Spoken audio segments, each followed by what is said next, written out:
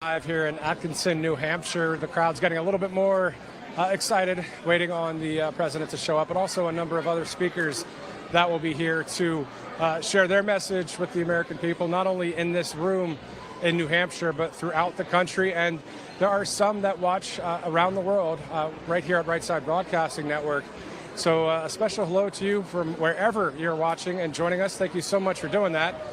I'm Matthew Alvarez, live here in Atkinson. I'm joined by a couple Patriots I just ran into. What's up, guys? How you doing? Hey, it's great to be here.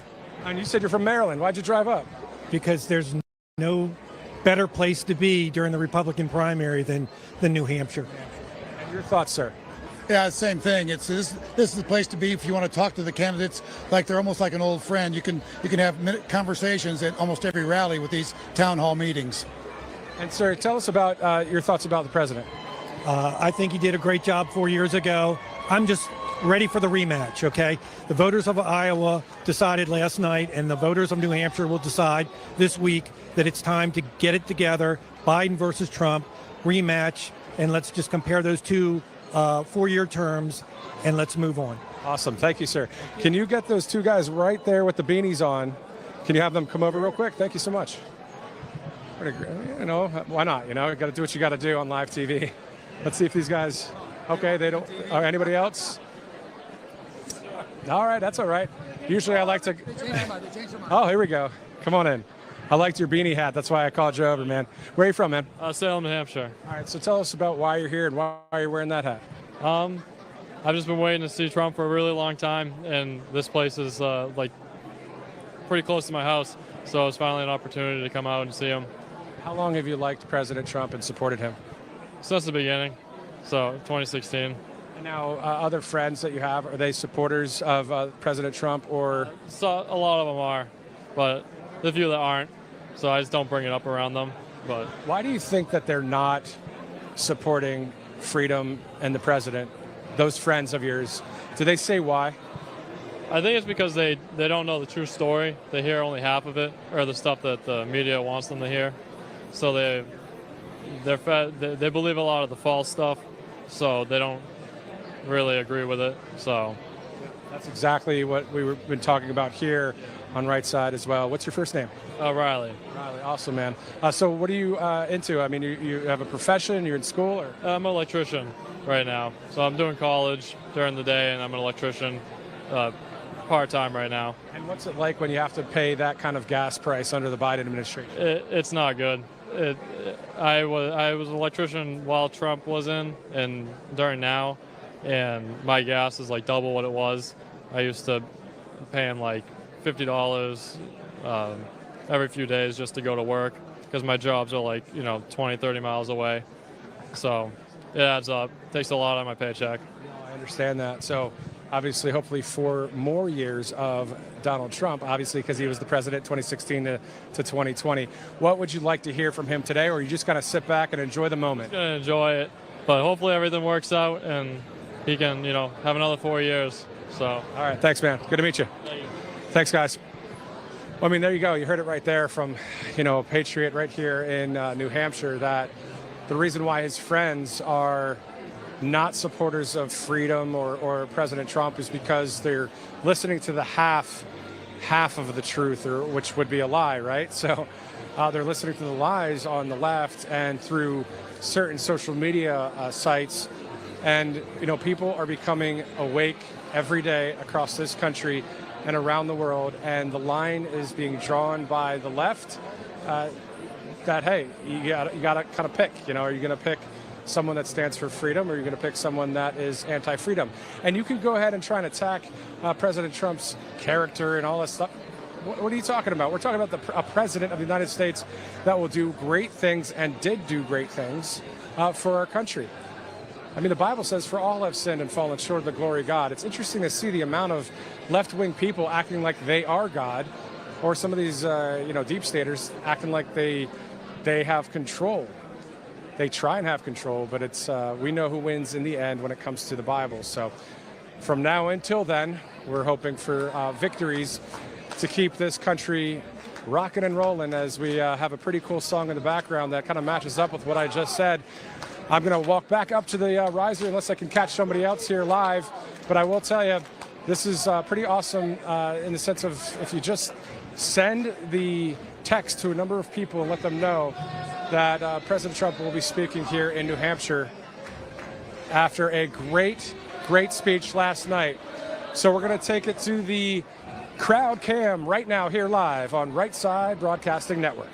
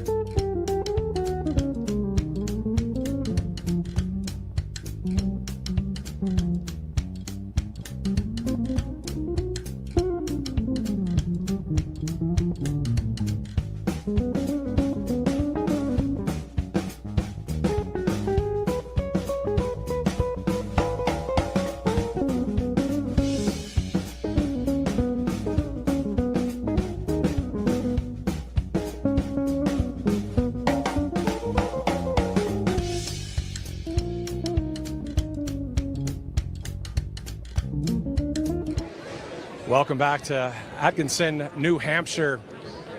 It's been a great day so far. I mean, people are showing up left and right. I have a couple interviews lined up at the front of the media riser. The challenge is right now just to get to them, but while I work to do that, I do want to tell you about the wellness company. We have no idea what could be next. You know, we've got the COVID-19, situation that happened. It was terrible. There's ivermectin and hydrochloroquine in this emergency kit provided to you by the wellness company. So all you got to do is look at the information on the screen and get that kit for your house, for your car. I remember I mentioned earlier, Vanessa Broussard said she just got a kit for herself. So why not take advantage of this? You never know if there's another pandemic or what's going on. I mean, I'm not trying to do like doom and gloom stuff, but like at the end of the day, Davos, Switzerland, the World Economic Forum right now is talking about things like disease X. Like what in the world is that? They're saying it's worse than COVID. All of a sudden, everybody's talking about disease X, according to InfoWars. So, and you see it, you know, if you look on some of the news articles. So you got to have something to keep yourself protected when it comes to those kind of things that are out there. So why not get this emergency kit from the wellness company?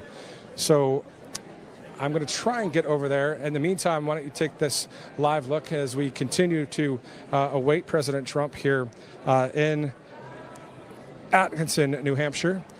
I'm going to work on it. And here I go again, down the media riser. I'll do what I got to do to get to these people. I don't care. I made it. How you doing? Paul, my name's Matthew Alvarez. Who are you? Nice to meet you, Paula Petro. Paula, nice to meet you.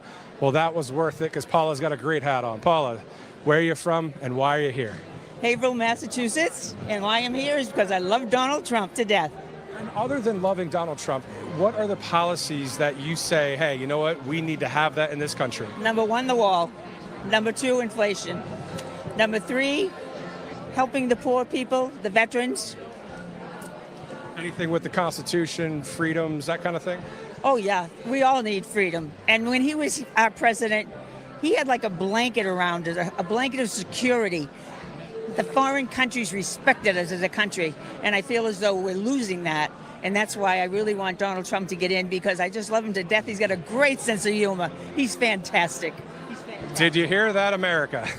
It's the truth. I mean, he's funny. He's a funny guy. He's comical as ever. I mean, he really, really is. He's just a regular guy, but he's a businessman, and it makes all the difference in the world. It really does. What's one of your favorite nicknames he has?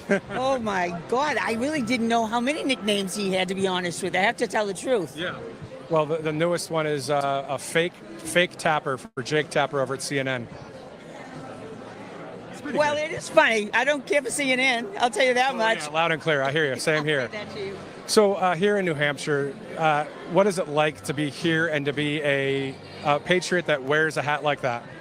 Well, I have many hats that are Trump's, and I'm very happy to be here. Today is my birthday, and my daughter brought me here for a birthday surprise, and it's wonderful to be here, and it's just an honor to be in the presence of Donald Trump. On your birthday? It could be any day, but yes, it's even special. It's even more special. That's awesome. You guys want to do it? I mean, you can sing if you want, but no, but I think it's awesome. Happy birthday to you. Thank you so much. And this is awesome that you're here on a day like that. And what would you like to say to the American people that are watching right now on Right Side Broadcasting Network? What's on your heart right now for this country? I feel security, happiness, love, affection, everything that you could do to make a family, an individual feel wonderful knowing that Trump has got a chance and is going to win the next election. Amen. Thank you so much for that. And your thoughts last night on the Iowa victory? Fantastic. Why not? Yeah, very good. Very good. No surprise. No surprise. Everyone wish Paula a happy birthday. Nice to meet you. And thank you very much. Thank you. Thank nice you to so meet much. you. Thank you. You want to step in, guys? Have a good day. We'll see you over there. Ari. What's your name? Mati. And your name, sir? Ari. You got a Make America Great Again hat on. The black one's pretty cool. I haven't seen that one. Tell us about your thoughts about the president and seeing him. Is this your first time seeing him, that kind of thing? It's the first time I'm seeing him live. I when I live in New York. I came 5 hours away, slippery outside, and I came here to see him. And I want, if Trump sees that, I know he's probably watching on RSBN. I want to say him thank you from all the Jewish community and from the Hasidic community. We love him there. All right, speaking of prayer, we're going to pray right now. Great to meet you guys. Thank you so much. Thank you.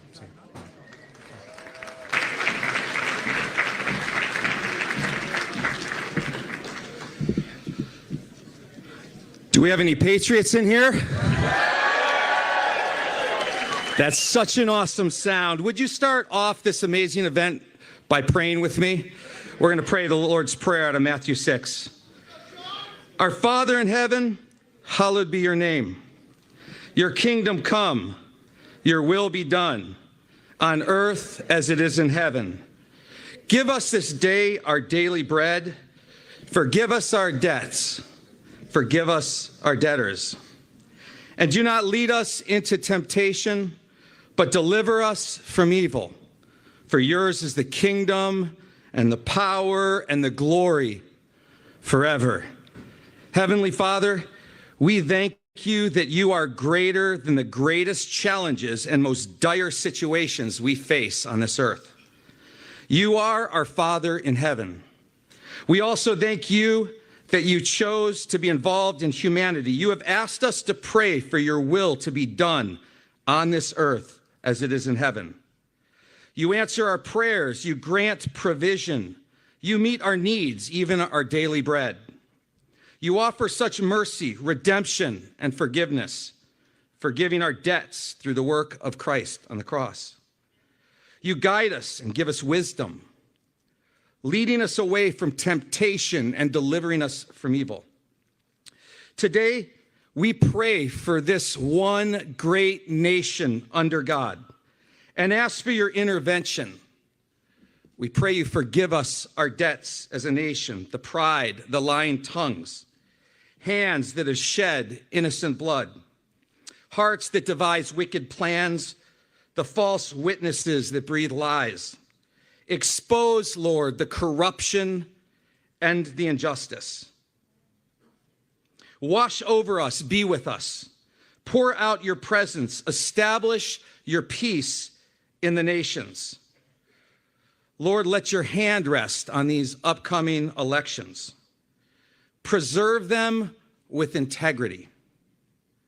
Close doors that no man can open, open doors that no man can shut. Lord, we also pray for President Trump. Continue to strengthen him, protect him, grant him your courage and wisdom and counsel. Father, restore America as a light to the nations. Make America great again. We pray these things in the name above all names, Jesus Christ. Amen. Shout.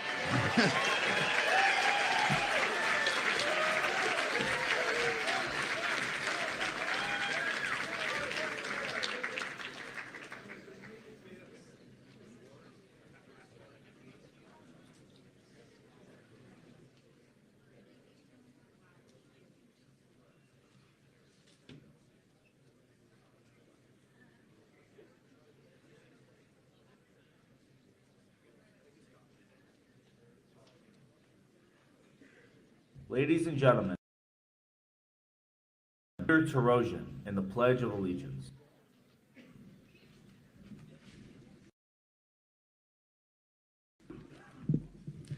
Ladies and gentlemen, welcome to the town of Atkinson. And President Trump, welcome back from your trip in Iowa. How about that historic win in Iowa? We're going to do that again next Tuesday. As the town of Atkinson Trump team captain and United States Coast Guard veteran, it's my pleasure to lead us in the pledge. Please join me. I pledge allegiance to the flag of the United States of America and to the republic for which it stands, one nation, under God, indivisible, with liberty and justice for all. Thank you.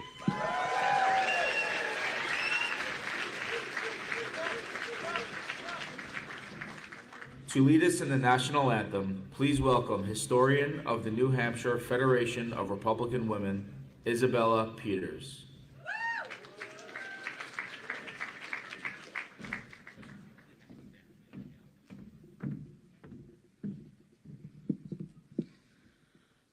Oh, say, can you see by the dawn's early light what so proudly we hailed at the twilight's last gleaming, whose broad stripes and bright stars through the perilous fight o'er the ramparts we watched were so gallantly streaming, and the rocket's red glare, the bombs bursting in air, gave proof through the night that our flag was still there. Oh, say does that star-spangled banner yet wave o'er the land of the free and the home of the brave?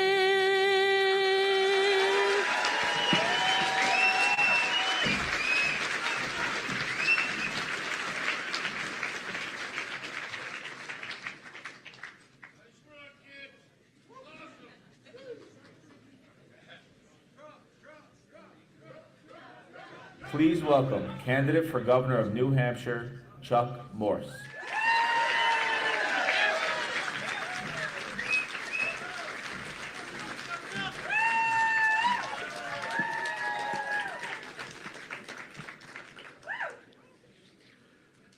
Well, if you all join me, New Hampshire lost a true statesman this morning, Senate President Joe Delahunty. So if we could just take a moment of silence.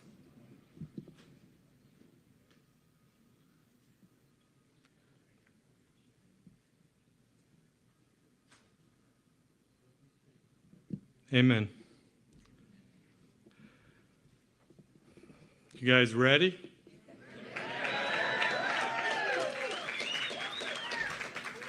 Let's hear it for President Trump and his commanding 30-point victory.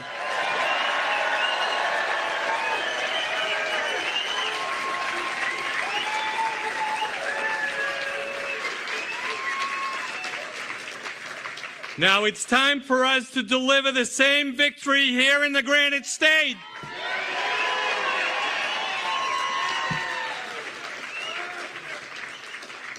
We're just 1 week from the first in the nation primary, 7 days from New Hampshire Republicans uniting behind the candidate who has proven his ability to drive the America First agenda and put our families and our economy on the forefront.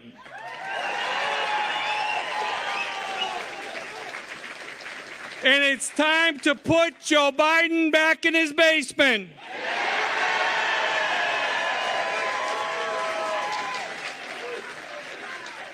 And let's put Donald Trump back in the Oval Office.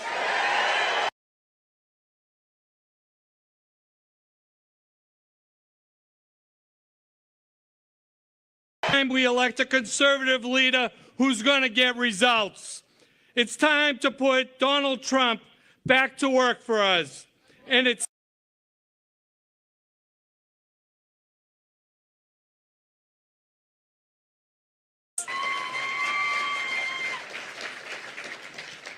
let me ask you, do you want a president who will get the economy back on track for working families? Do you want a president who will secure the border and stop the flood of illegal immigrants and crime and drugs? Donald Trump will be that president.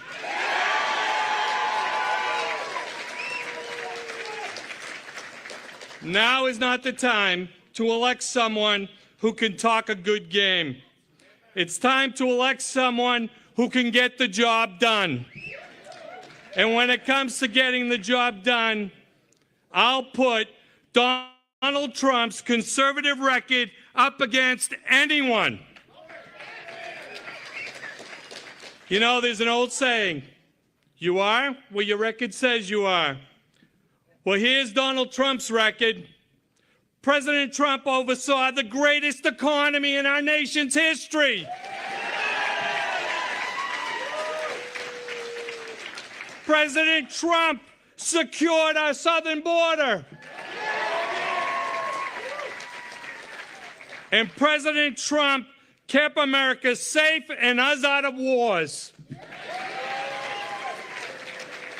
And now is not the time for candidates who talk like conservatives but govern like Democrats.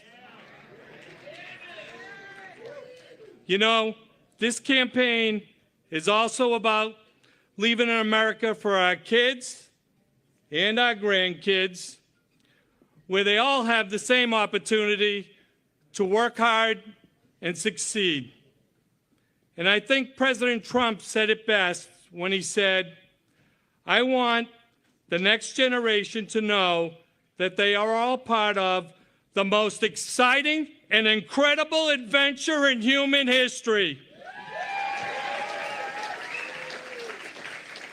No matter where your family comes from, no matter your background, in America, anyone can rise. And with hard work, devotion, and drive, everyone can reach any goal and achieve every ambition. We can't lose sight of the fact that the American dream is fading away. We can't afford 4 more years of Joe Biden in America.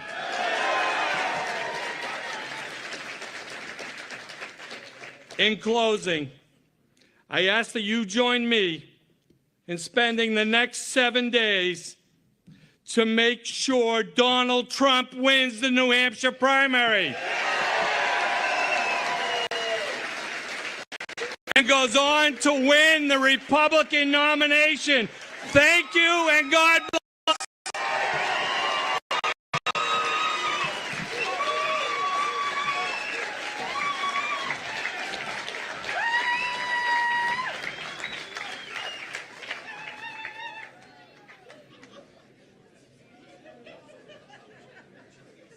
Please welcome the Trump National Chair, Di Lothrop.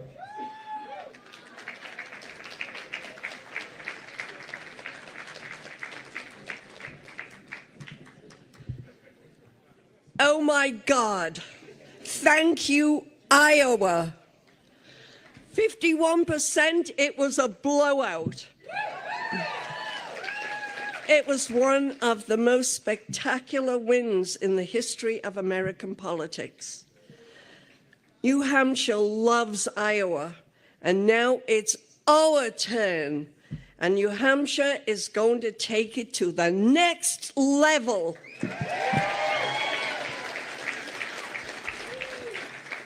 And by the way, God bless to Vivek. We thank you. You ran a great campaign, and we welcome your endorsement to President Trump.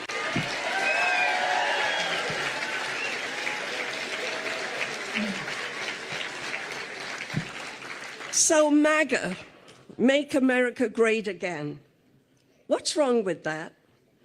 What's wrong with wanting to pay $1.87 for gas again at the gas pumps? What's wrong with wanting to spend half of what you're spending now in the grocery store? What's wrong with wanting a closed border? And what's wrong with keeping illegals, criminals, out of our country? Yeah. What's right is that we know it means freedom. Democrats keep claiming that we are a threat to democracy. And they call us what? MAGA extremists. But let's not forget, democracy is a form of power governed by the people. It's vested in all of us, we, the people of the United States. Right. Democracy respects human rights and freedoms, and in which the freely expressed will of the people is exercised. When Democrats talk about democracy, they mean their version, which they've hijacked and molded into the will of the DC swamp dwellers and not the will of the people. And they've been using that against us all of us conservatives for many years, feeding their crap lies, putting innocent people in jail for speaking out, controlling us from the minute we get up in the morning to when we go to bed at night, feeding us misinformation through their liberal controlled media, fake news media.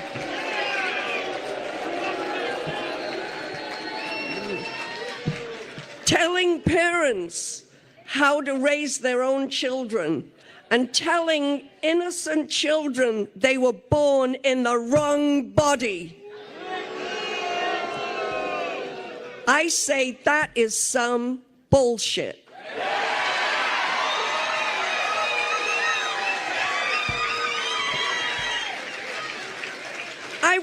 I want everybody in the room right now, turn around and face the cameras, those fake news cameras, and tell the world that we are proud to be MAGA Americans.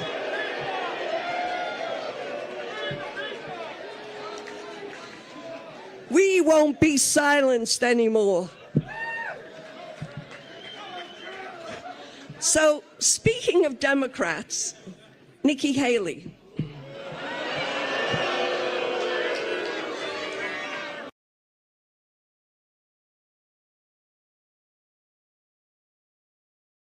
Brain. She's no proven conservative.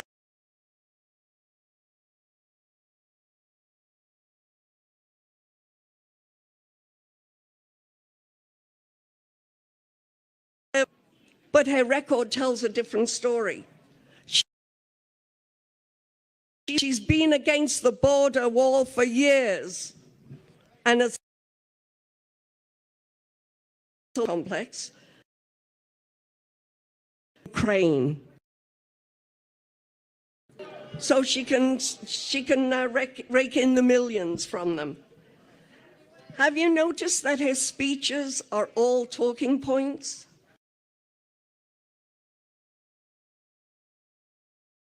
And she goes off.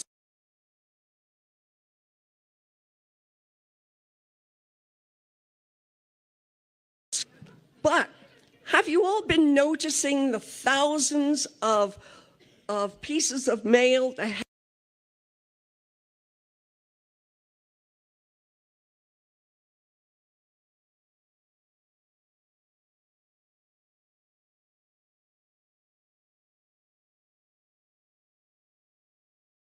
especially loved the one with Sununu endorsing her?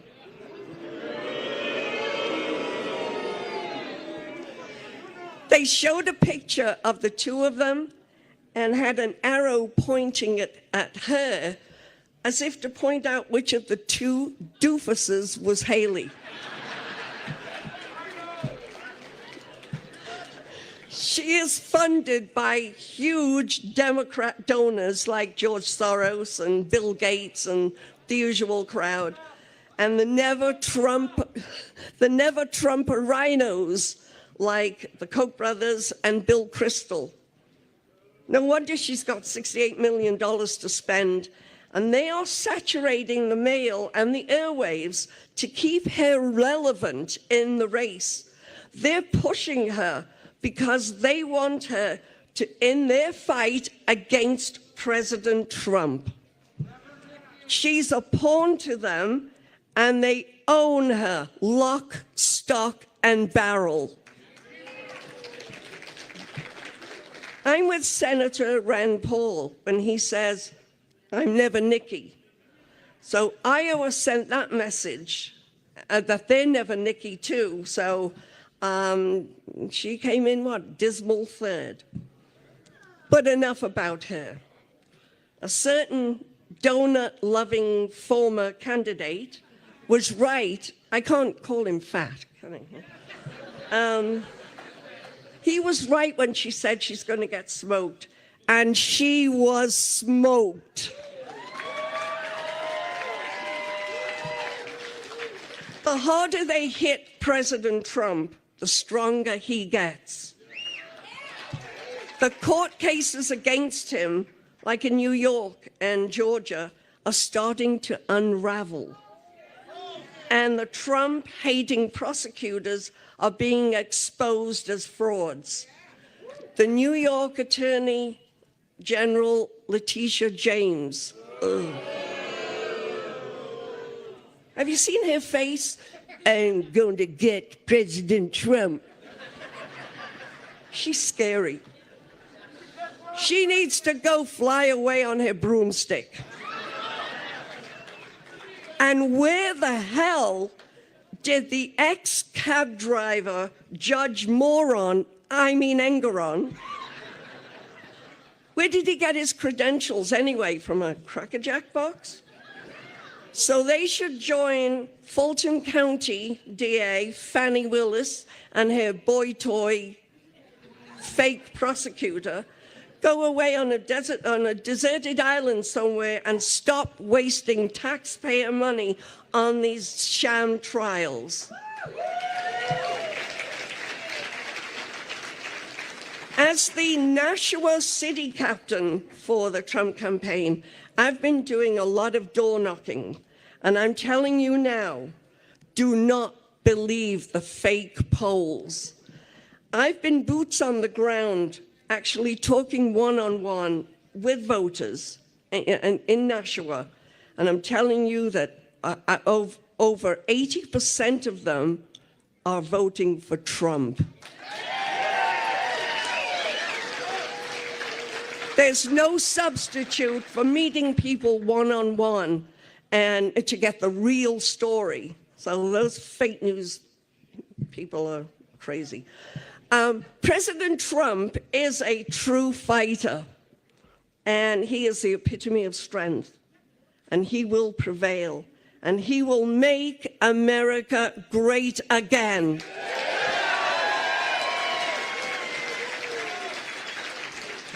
Another hero of mine, Winston Churchill, said it best in his speech to the British people during World War II. And I think the universal meaning of his words reflect on us today in America. We shall fight them on the beaches. We shall fight them in the streets and in the fields. We shall fight them in the schools. We shall fight them in the courtrooms and in the polls. We shall never surrender.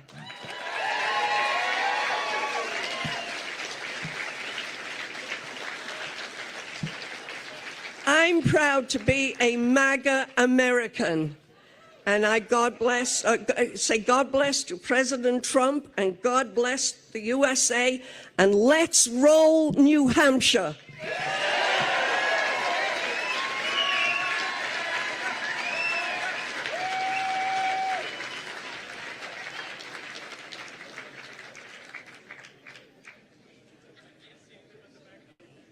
Please welcome Trump New Hampshire co-chair, Lou Gargiulo.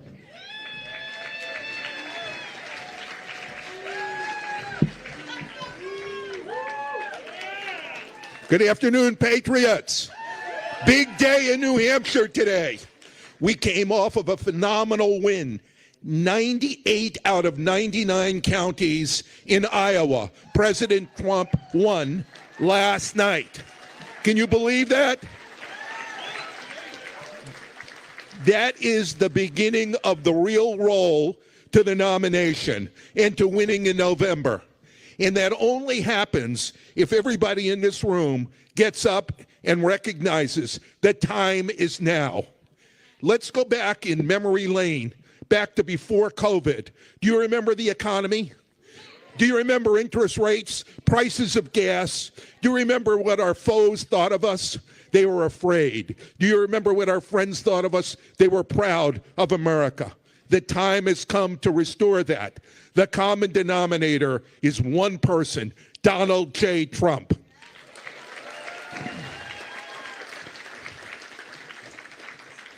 There are plenty of evil things going on across the country and across the world.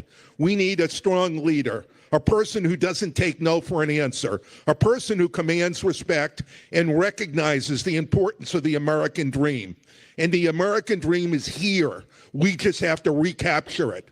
People ask me, why have you been involved with President Trump since the beginning, since 2015? And I'll say simply, I saw a person who built fabulous buildings, built a huge business, a phenomenal empire, and I believed he was the person that could turn the country around after the Obama years. And guess what? Did he turn it around? Yeah. And he can do it again. We need it now. This is about our children. This is about our grandchildren. This is about the future of the country. And we need somebody who can bring back the future. So I ask all of you, when we have the opportunity in the next 7 days, talk to your friends, talk to your neighbors, talk to anybody and everybody. Get people out to the polls next Tuesday. Don't take no for an answer. Get on the phones, call people, go on to any place you can and bring it up. We need Trump. We need Trump. We need Trump. More than ever. So I ask you, let's make it happen. Let's really make it happen. Thank you all for coming out on this lousy night. God bless you all. God bless America. And let's bring Trump back.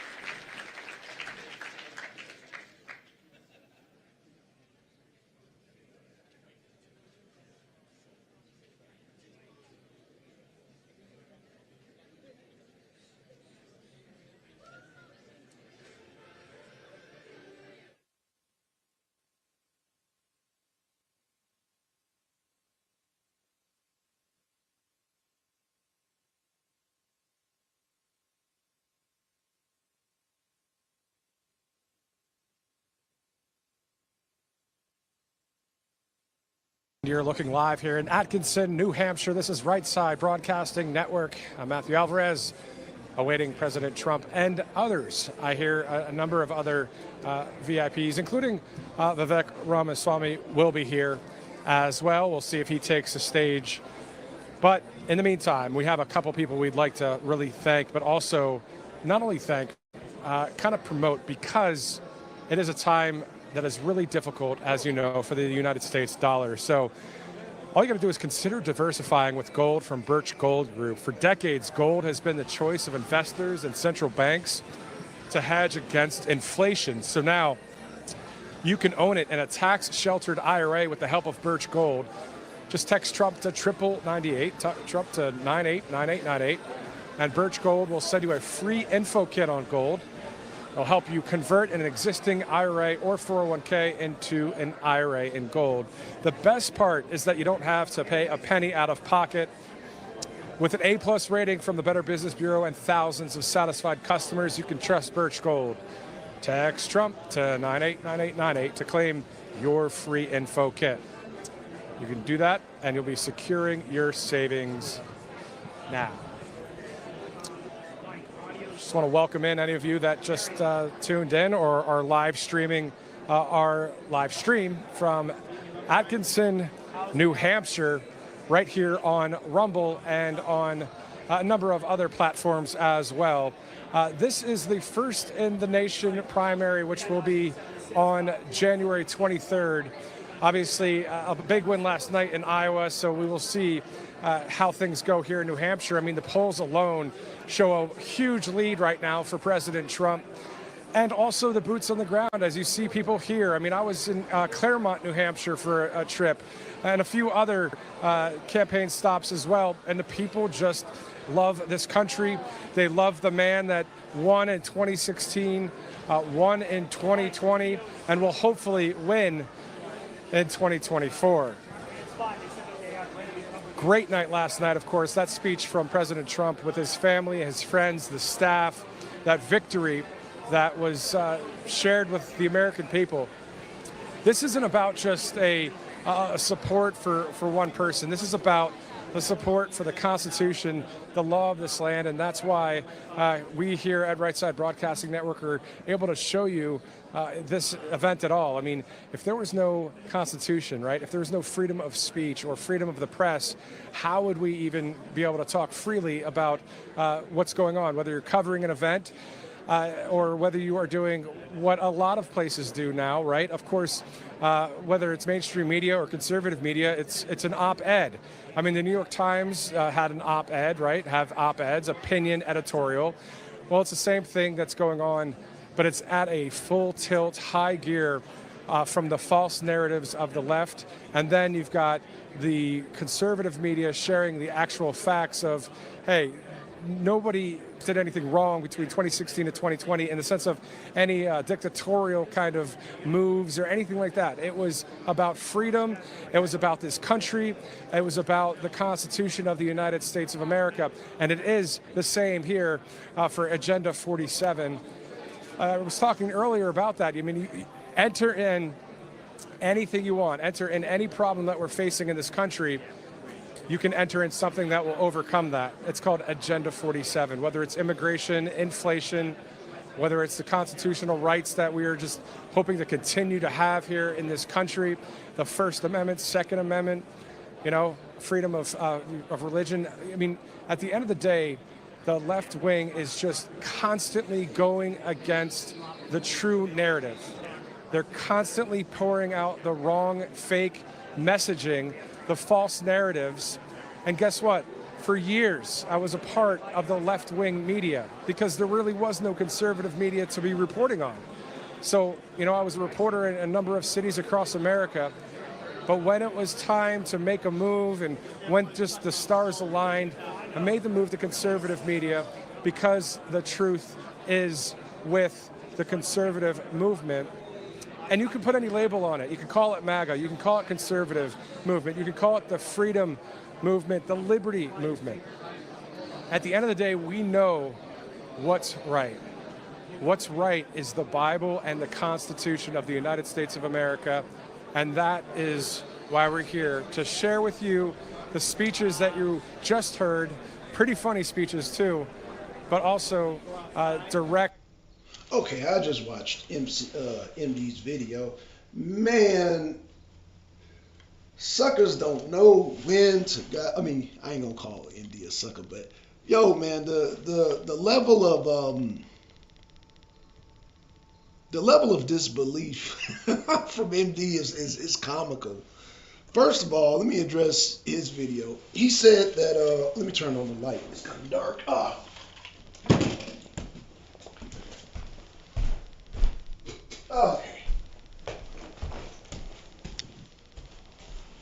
Okay, so MD had said that so he tried to discredit the turnout. Well, you know, but he did address the weather, so I'm not going to make a big deal about him criticizing the turnout again. MD, that same rule about the weather will apply to New Hampshire. It's cold in New Hampshire also, just like it's cold in Iowa. Therefore, it would be the same scenario as far as the weather is concerned. Now, let's get to, let me give myself a black sun background. Got to give the sun background here, because you know I'll be on fire. Burr. Okay, there we go. So, MD was saying that because Vivek Swamy is out of the race. Those 8 points can go anywhere. No, MD. You failed to mention that Vivek Swamy endorsed Trump.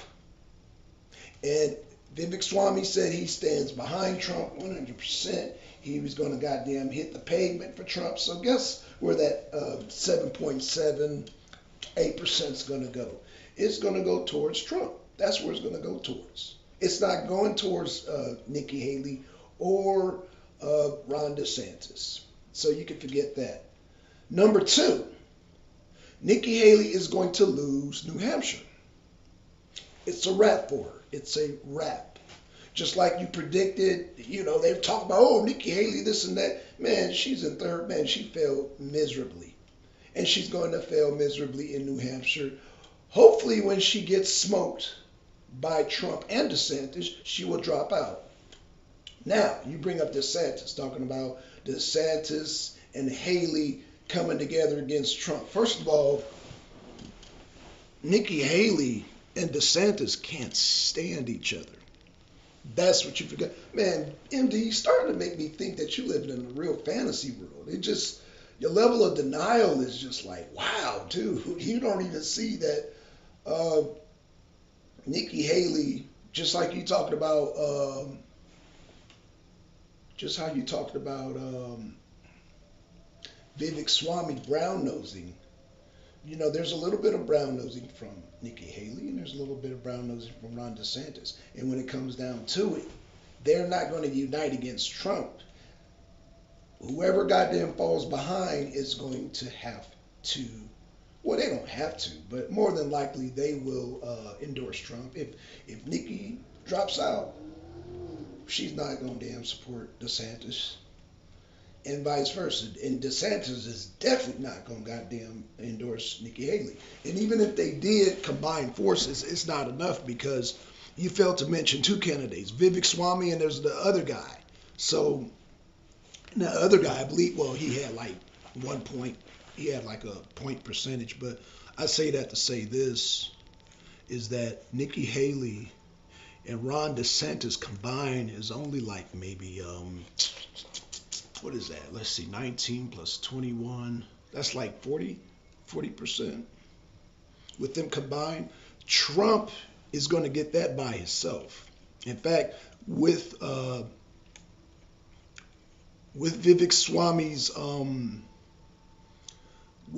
Swamy's endorsement, he's going to get like 47 plus the other guys, so that's 48. So Trump has that by himself. He will have that by himself in New Hampshire, guaranteed. There's no way Nikki Haley's getting no 40%. She's not going to win against Trump. So I just wanted to come on here and just give my 2 cents on that, man. Man, this dude is living in a fantasy world, bro. You got smoked. Accept it. Deal with it. And deal with goddamn her loss. Trump is going to goddamn do his thing in New Hampshire also.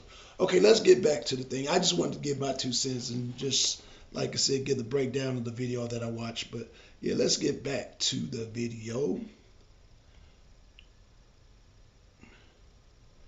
What's going on, Yessie? What's going on, Yessie? Shout out to Yessie. And we got, who is this dude? I think I know who this is. Logic Bug. Wow, a real dump rally. You know who talks like that, who spells like that? He didn't even say spell rally right. Ralky. And you get the fuck up out of here.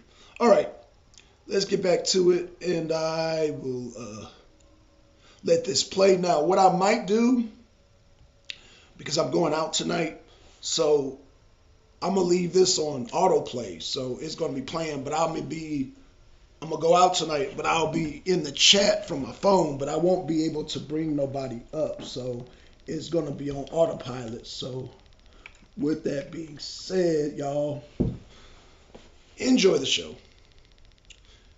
Enjoy the shizzo. Let's get back to it. Let's get back to it.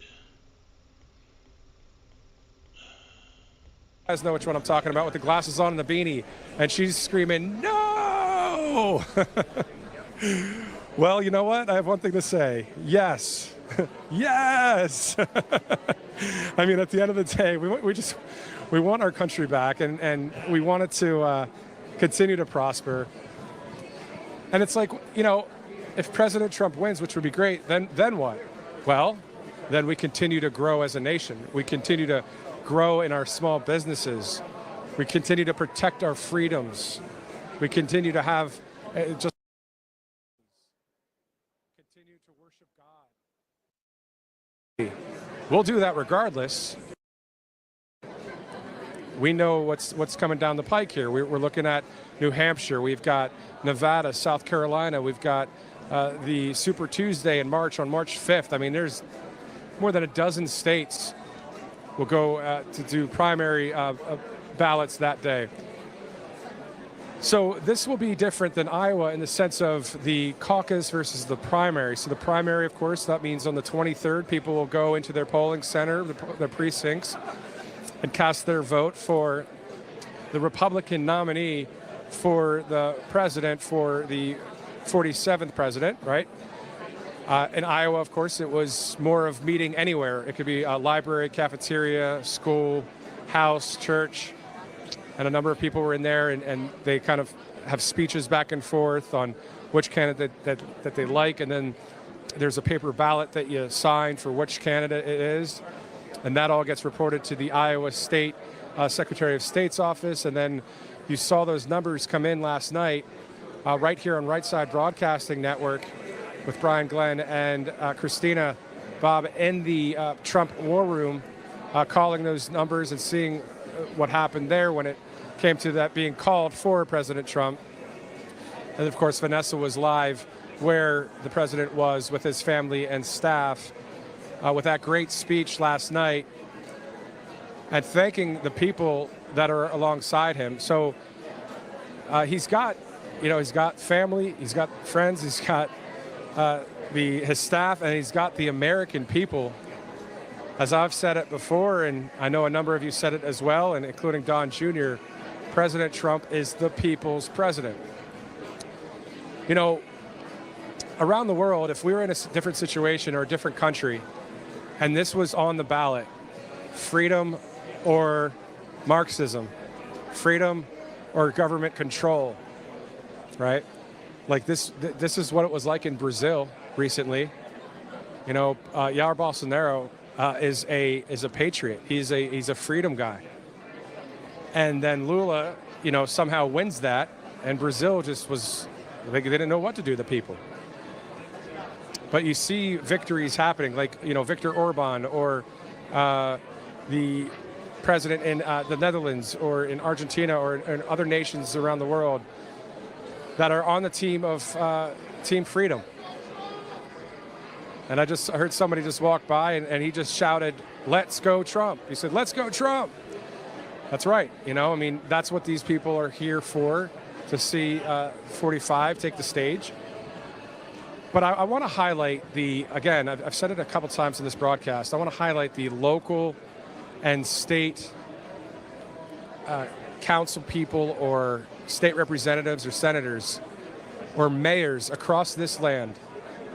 For those of you that have supported and still support President Trump, every state, there's usually a state representative that's up there in the pre-program before President Trump. So you think about it, you've got not only the citizens, then you've got the representatives and the senators throughout state government and in federal government. The numbers, obviously, as you know, are much lower in the federal government and probably in states. I haven't looked at each state and how many are supporters or not. Would be an interesting kind of story to do something like that. But, that's what's interesting. You see a lot of support, not only for the president, but for freedom in this country. Birch Gold Group. All you got to do is consider diversifying with gold from Birch Gold Group. For decades, gold has been the choice of investors and central banks to hedge against inflation. Now you can actually own it in a tax-sheltered IRA with the help of Birch Gold. Text Trump to 9998 And you can get a free info kit on gold. They'll help you convert an existing IRA or 401k into an IRA in gold. Well, the best part is that you don't have let's to pay see. I might as well speak on some out of things pocket. Since I'm here. So text Trump to 8898, Trump to 989898. You got to remember BRICS, you know, Brazil, Russia, India, China, South Africa, and a few other countries. They're trying to use their own. So, second part of this, man. Second part of this, because MD, oh man, MD, you funny, dude, you funny. So MD was like, at the end, where them Vivek Swamy votes could go. Well, Vivek Swamy has already called out Nikki Haley. So the Vivek Swamy supporters are very reluctant of Nikki Haley. He called them out as being corporatists. His base, MD, is part of the Never Nikki. So Ron DeSantis people are part of Never Nikki, and Vivek Swamy's people are Never Nikki. And plus, again, Vivek Swamy endorsed Trump. Like, you must have fell asleep on that party. You must have been driving through with the horses and cows and you didn't hear that part. He endorsed Trump. And so tonight, I'm going to see if he's going to even speak there tonight, Vivek Swamy. So that kills your argument about the 7.7 being spread. No, it's not going to be a spread. Vivek Swamy's crowd are pro-Trump. They're pro-Vivek Swamy, but now that Vivek Swamy endorsed Trump, they're going to be pro. That's combined right there. So you talk about combining, again, MD, you're doing a lot of wishful thinking. So yeah, I just wanted to add that. I'm just like, dude, you really come over here and say that? Jesus Christ. All right, y'all, let me get back to it.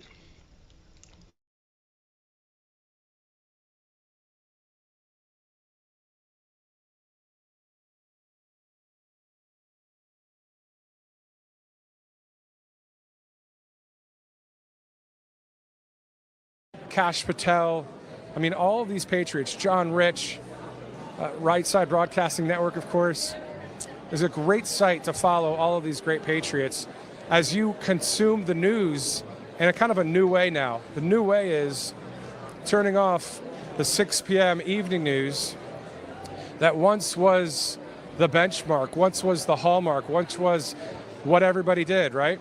Walter Cronkite back in the day, watching Walter. Then, you know, as time went on, Peter Jennings, Brian Williams, you know, turning that off. And then you got cable news. I won't go through the whole list of lovely people that work in cable news. There are a few that I like. And who am I to share my opinion? My name's Matthew Alvarez, and I'm just sharing it because I feel like it right now. But the point is, again, Greg Gutfeld on Fox and a few others are great, but it's time to turn off the mainstream media and get over to conservative media and share this with your friends and family. Because the messaging that's coming from the left, and the reason why I say all that, is because if you looked at MSNBC last night, looked at CNN last night, fake Tapper, Jake Tapper, and maybe Joy Reid and Rachel Maddow on MSNBC, making hundreds of thousands, if not millions of dollars to spew hate and negativity and falsehoods and lies, because that's all they have to say. What are you defending? Are you defending freedom? Are you defending the Constitution? Are you defending our way of life in America? Or are you calling the person that loves freedom, that loves the Constitution? Donald Trump didn't need to, obviously, as you know, didn't need any more fame. He didn't need any more money. He could have sailed off into the sunset. But he said, well, you know what? I'm going to give this a shot. And boy, did he. And boy, has he done great in those 4 years, 2016 to 2020. Well, that's the point. So back to the mainstream media. And why do I rail against the mainstream media so much? It's because I used to work in mainstream media. And to be able to share with you my thoughts and my heart, just as Brian Glenn does, just as Vanessa Broussard, who used to work in mainstream media, that we are able to share with you how President Trump puts it all out on the line. We're putting it all out there. We're just showing you, hey, we used to work on mainstream media where we'd have to say things like, the Biden administration, is the numbers for unemployment are doing well, and not really talk about what MAGA is doing or what President Trump was doing during his 4 years in office. To be censored and muzzled for years on end throughout this country, it gets a bit old, because especially as you saw, and this is partly because of President Trump, because he's the one that pulled the curtain on the fake news. When I heard that term fake news, and I did cover President Trump when I worked in the fake news. And you know what that was like? To see my people, my family, the patriots of this country. And I had to stand up there in that media riser, and I'm not saying woe is me or anything. I'm grateful to have a job and all that. I'm not talking about any of that, but I'm just saying, in that position, for them to all turn around and boo, and how the president says, those fake news media back there. And I wish I could have been like, but not me, President Trump, not me. So it's pretty cool to be on this side of the aisle at this point. Let's take a live look right now here at Atkinson, New Hampshire. Once again, I'm Matthew Alvarez. Thank you so much for joining us. President Trump to take the stage sooner than later. And boy, is it going to be a fun night tonight. We're hearing a number of people are going to be here speaking, I believe, with the president. So the president will do a speech, but I believe he may call up a few people, according to what I'm hearing back at Right Side Broadcasting Network. Let's go and take a live look right now as we go to our next segment here on Right Side Broadcasting Network.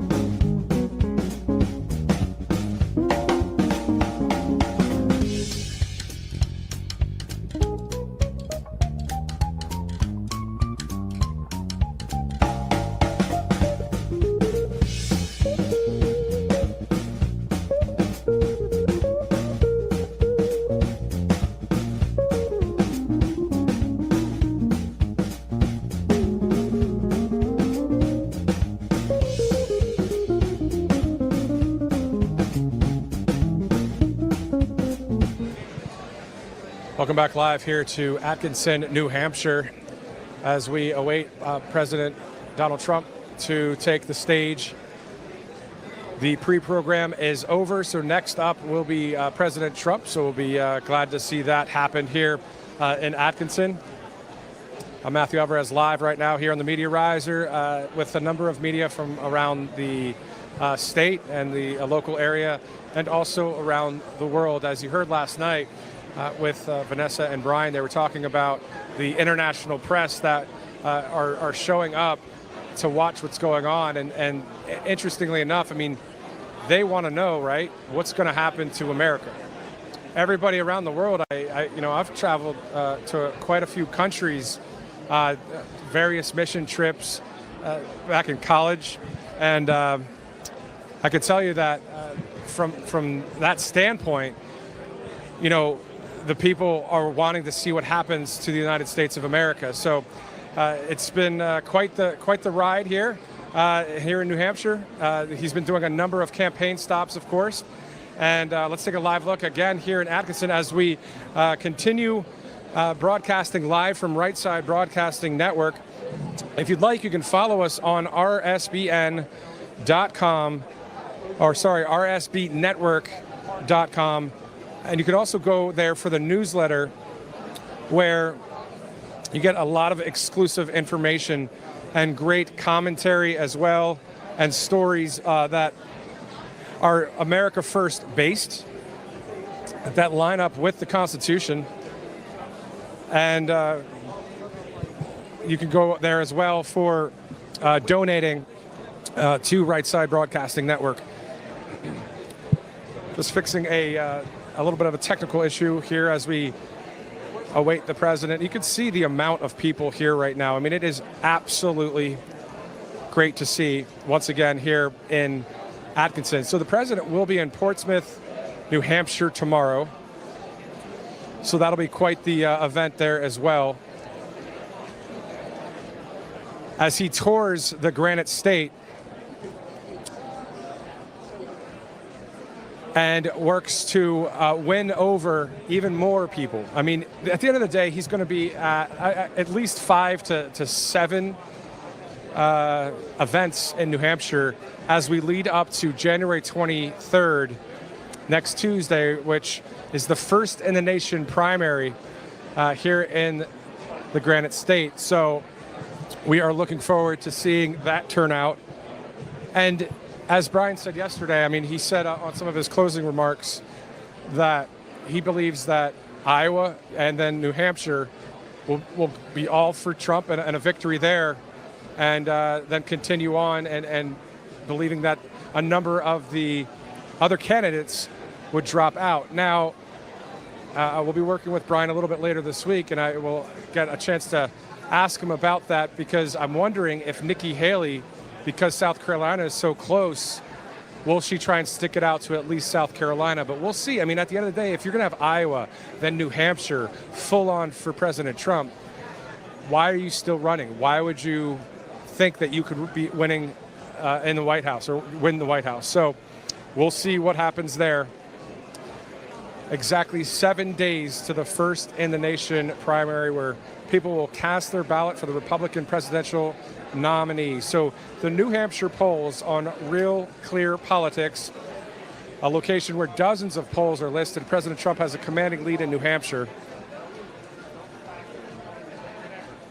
So we're seeing that reflect in Iowa, and then the big victory there. We're seeing that here in New Hampshire.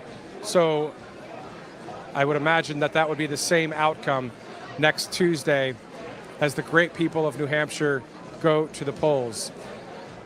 I was just thinking about the southern border crisis, the invasion that's going on there. If those of you that like country music, Jelly Rolls obviously is one of the up and coming and a new country artist that a lot of people like. And he was talking about fentanyl the other day.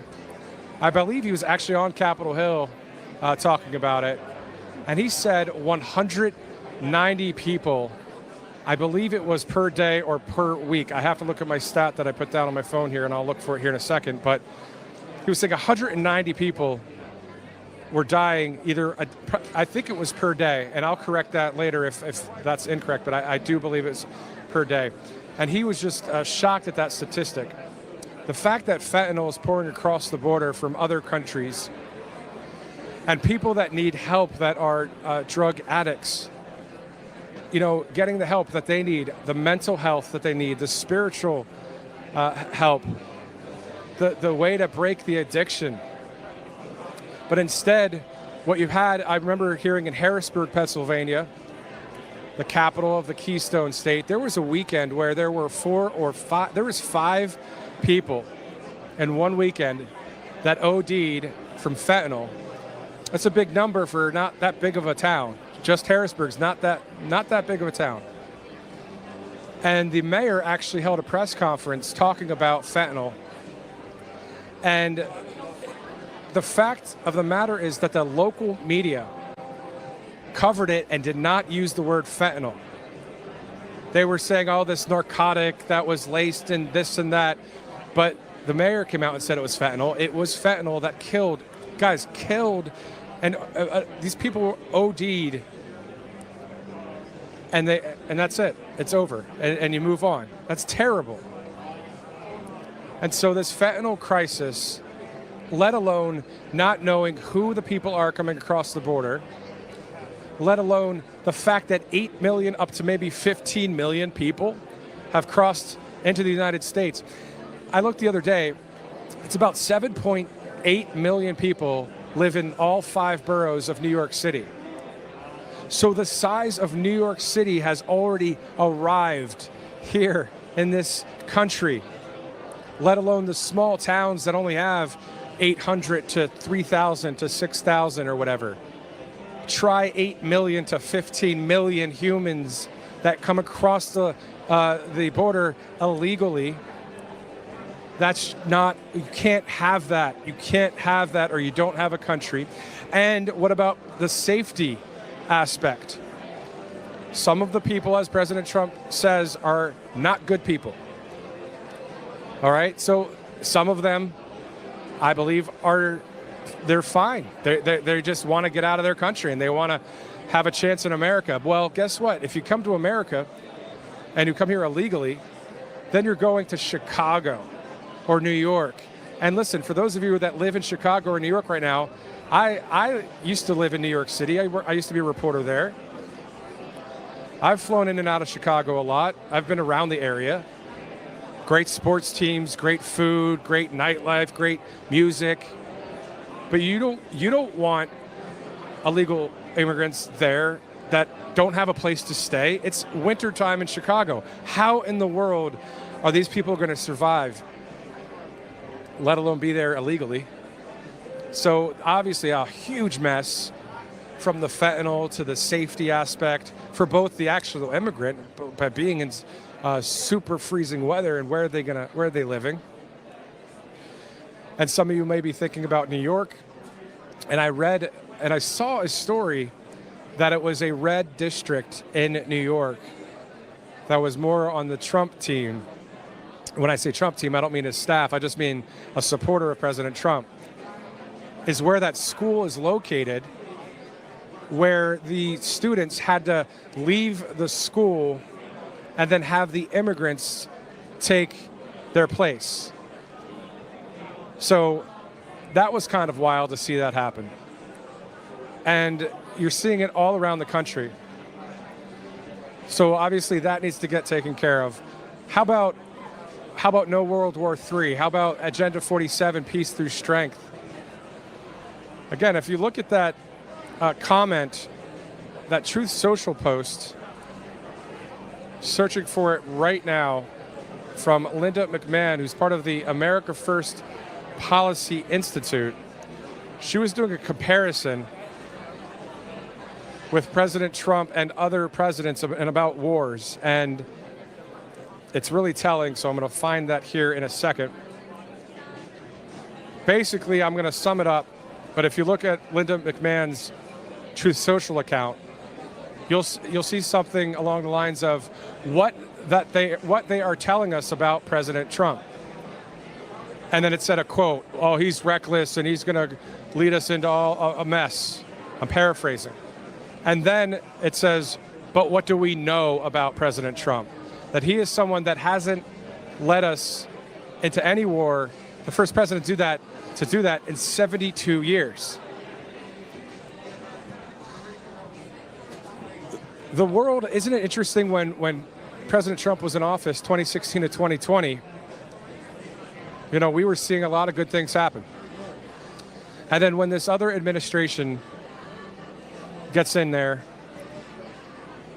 the whole entire world is rocking and rolling, as my old pastor used to say in Pittsburgh, like a drunken man. The world is rocking and rolling, just all over the place. Just, I mean, you look at it. I mean, you see the protests outside the White House the other day.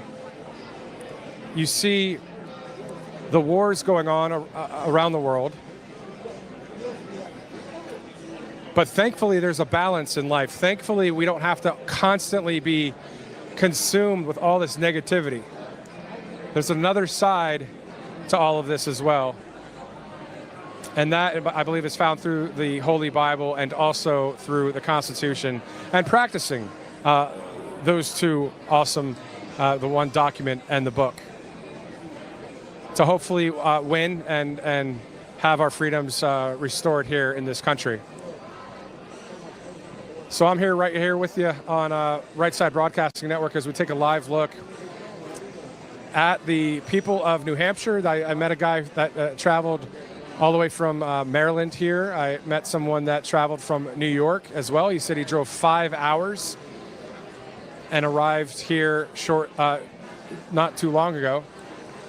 And the weather, if you're on the East Coast watching, you know that storm and all that inclement weather that was coming in from Iowa and other states to our west, all that brisk, cold, bitter cold weather. You know, first it was the storm of snow and some sleet and ice, and then the cold, freezing temperatures way below freezing that are behind that. Well, that's what's hitting here in New Hampshire now. It's the storm that just hit. There's about 3 to 4 inches of snow outside, and people were waiting. If you look on Right Side Broadcasting Network's Truth Social page, you'll see some photos and I think a video as well of what it was like outside as these people were waiting in the cold. And then after the snow, the temperatures are supposed to drop to single digits. I know it's nothing like those of you, those bold and brave, courageous people in Iowa who just dealt with negative temperatures as a high. As a few people here are starting to chant, so let's take a live listen. You're looking at Atkinson, New Hampshire, right here on Right Side Broadcasting Network.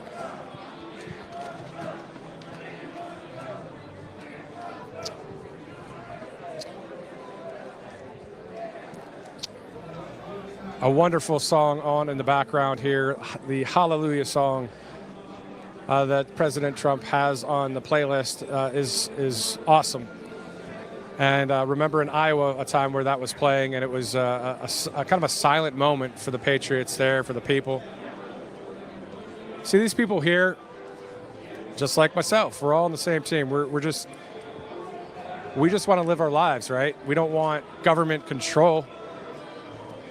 The government and our representatives are supposed to do what the people want. That's why we vote them in, right?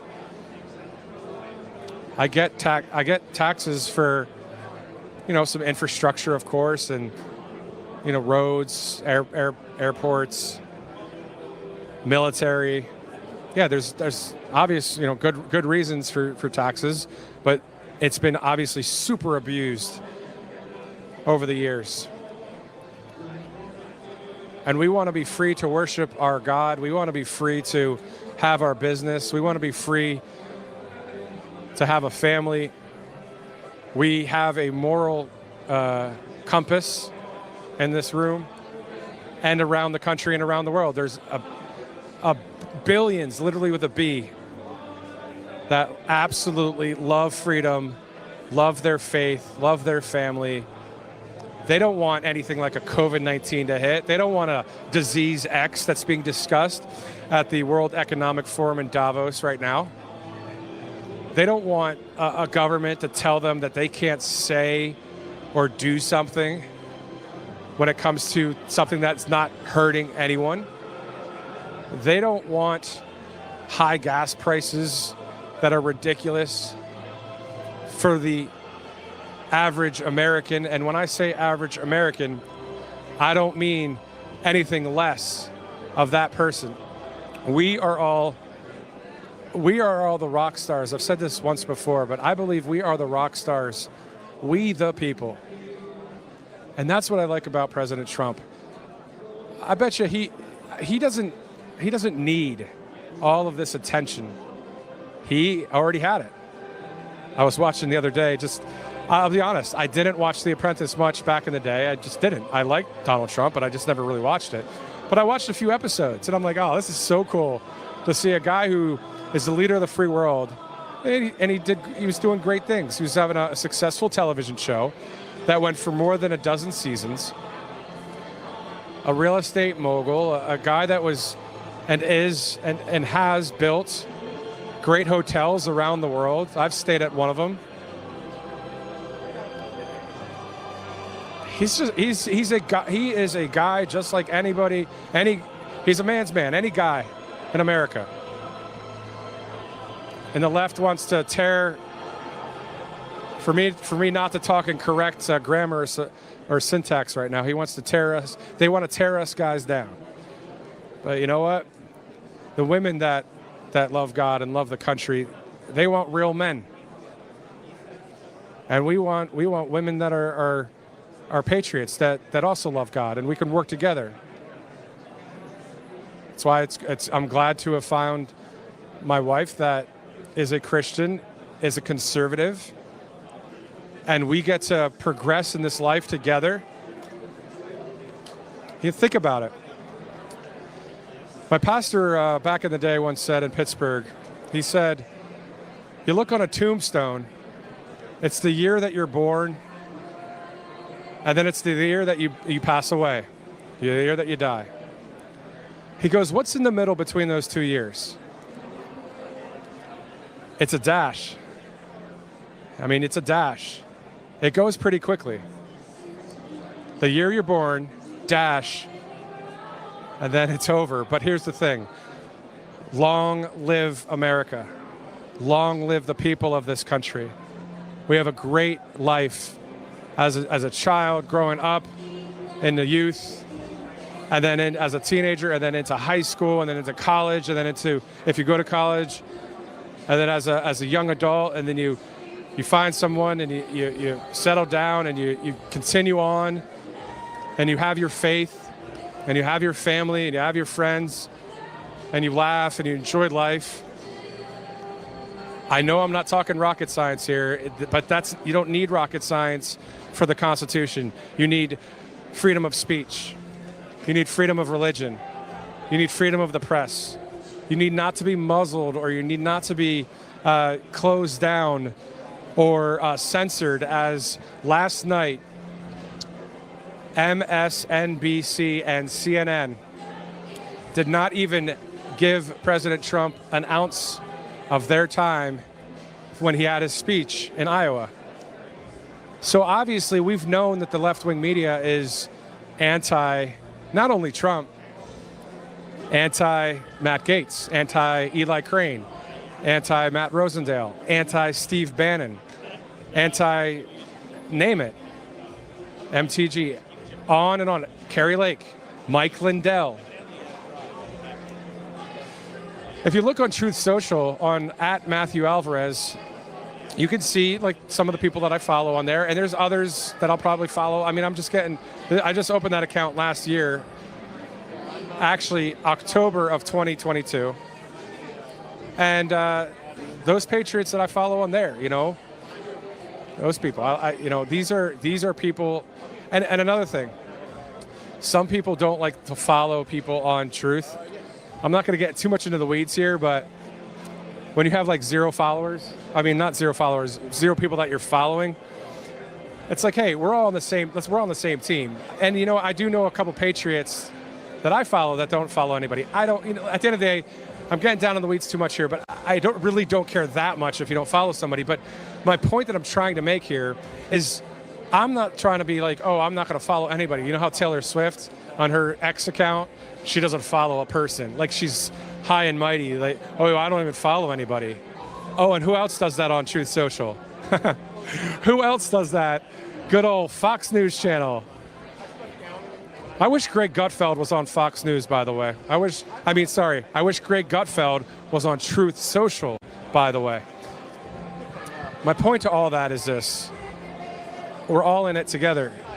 That sounds, that might sound lame or corny or weak. That's not.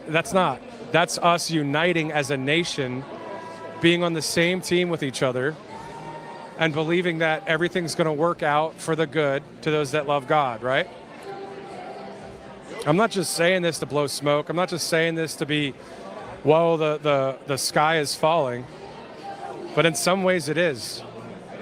So when you hear President Trump speak tonight on this Tuesday in New Hampshire, you'll hear him say things like, we are a failing nation. And, dealing with the deep state and globalists and that kind of thing. But he'll also, make it light and fun and have a good time. And you know how he is when he does his speeches. I mean, they're super entertaining. You never know what he's going to say. So it's just awesome. That's great stuff. And glad to be here. So if you'd like to follow RSBN on Truth Social, go to @RSBN. And also, if you can, go to Rumble. And many of you are watching a Rumble. So in the live chat, if you'd like to give a shout out to Right Side Broadcasting Network, if you'd like to show the network some love and for being able to provide you with live wall-to-wall coverage of speeches, pre-programs, commentary, interviews, accurate statistics from a perspective of a Judeo-Christian background. Go ahead and show Right Side Broadcasting some love on there. And also, if you'd like, on the live chat and maybe on some comments on some Right Side Broadcasting Network posts on Truth or on X, say which state you're watching from or what country you're watching from.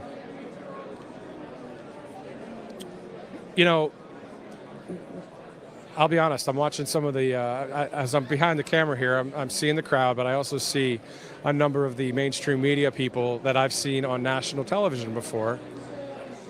And if I were watching on TV and I'd be listening to the things that they were saying, we know that most of the words that are being spoken hardly are ever the truth. Hardly ever. And I'm not someone that I'm not a radical. I'm not going to go and talk to I'm not going to say anything to anybody. I'm actually going to be friendly with all of the colleagues up here in the press, in the media. They're Americans just like I am. We just disagree big time. We disagree big time. And anyway, I just cannot believe the amount of hate that was being spewed by a number of people on MSNBC yesterday, calling out.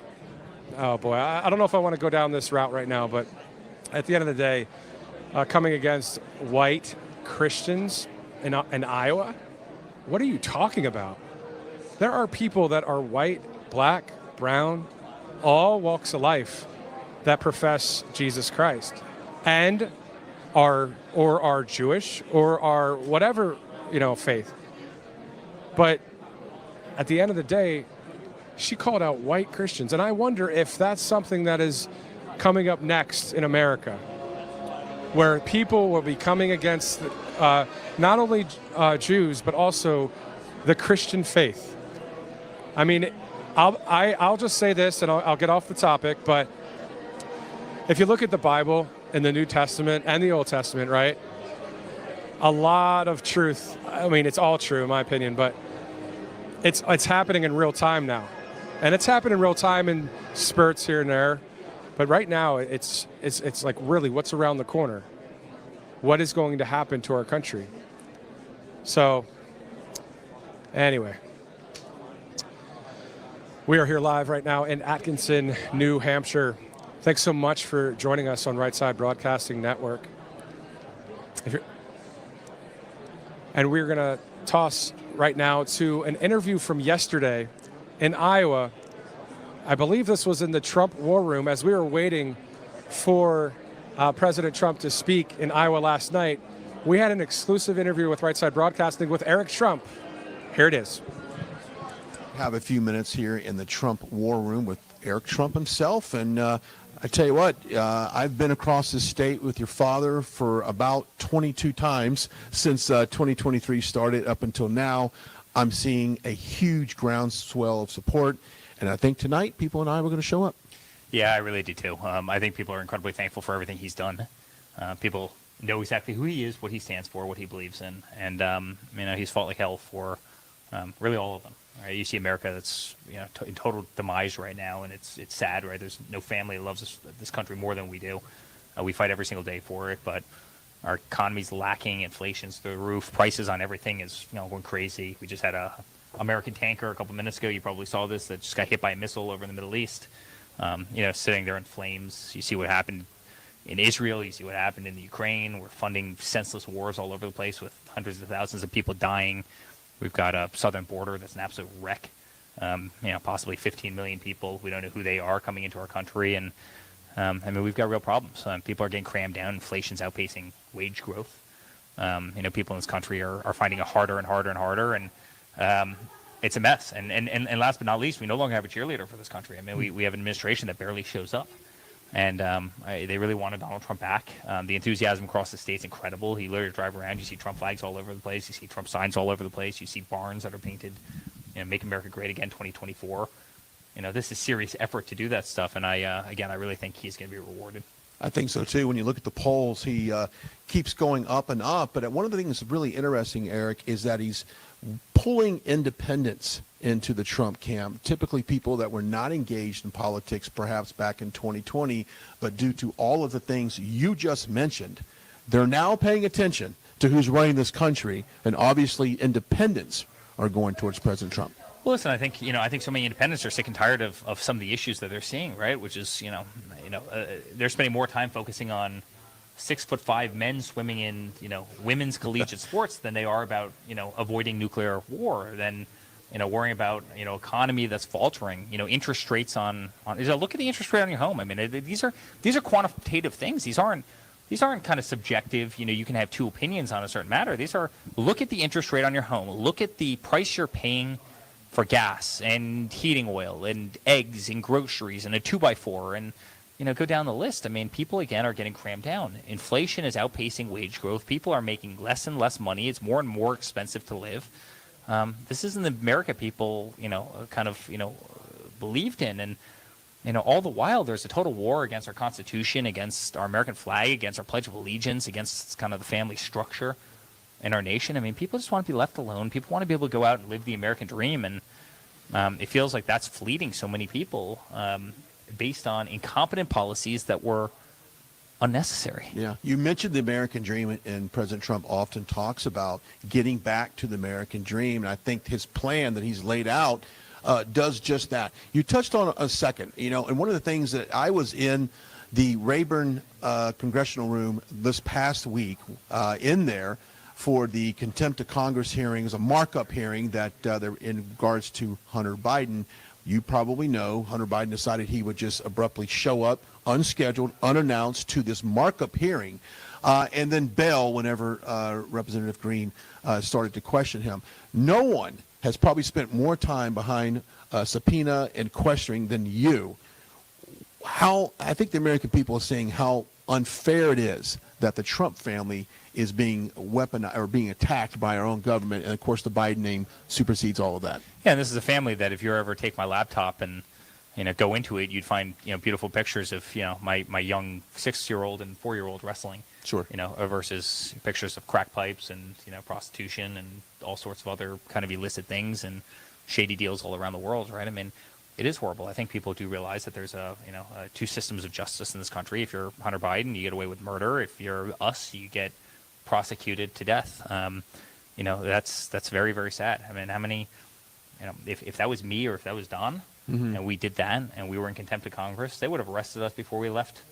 We would have left the steps of the Capitol. Of course they wouldn't, but they don't do a damn thing to this kid. If we were selling, finger painting to Republican strategists and activists for $500,000 apiece, we'd be in jail, right? And guess what? They don't do a damn thing about that. If we lied on a federal firearms form of 4473, we would be in jail. I mean, they try and put us in jail for 1,000 times less, right? But he gets away with absolute murder.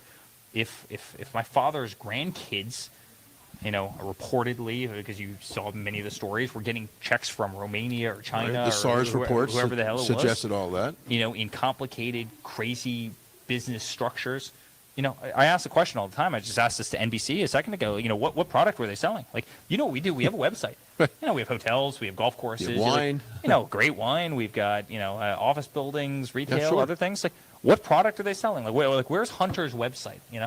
How do you make $10 million and you literally have an entity that doesn't even have a? It's insane. Everybody knows the answer to these questions. I mean, I'm being rhetorical in saying this, but the reality is they've gotten away with absolute murder. And if that was Don, if that was myself, if that was Tiffany, if that was anybody in our family, we'd be in jail already. And again, the American people understand the dual system of justice, and they're upset by it. But I think that's why some of these independents are going over. They see this. The American people are not dumb. Okay, I know you got to go because you're super busy here. I think tonight we're going to see a record broken. Not only will it be the coldest caucus in Iowa history, but we will see President Trump beat the 12-point margin of victory that was set back years ago. Your thoughts on that? I believe we will too. Now, I do believe that no matter how much my father wins it by, I think they'll say it's never enough, right? If he got 60%, you're going to have the liberal media come out and say he should have gotten 70. If he gets 40, they're going to come out and say he should have gotten 50. I mean, it's never enough. They want to keep that horse race going. It benefits them, and they can't stand him. But I think we're going to have a beautiful night. I'm very proud of him. He's been the greatest father in the world I could have ever imagined. The fight he's had and what they've tried to do to him is almost unthinkable. But he's incredibly brave. He's got more backbone than any person I've ever met, and I think he's single-handedly the greatest president this country has ever had. And I think that's ultimately going to propel him to the real victory, which, as important as tonight is, at the end of the day, today doesn't matter if we don't win on November 5th. And that's what we all have to keep in the back of our mind, and that's why I hope we have a decisive victory tonight, get everybody else to drop out of the race, and really start taking the fight to Joe Biden or whoever they decide to put in that spot. Yeah. We know the audience loves President Trump, and they love you and your family as well. Eric Trump joining us here in the War Room on a very busy night here in Iowa.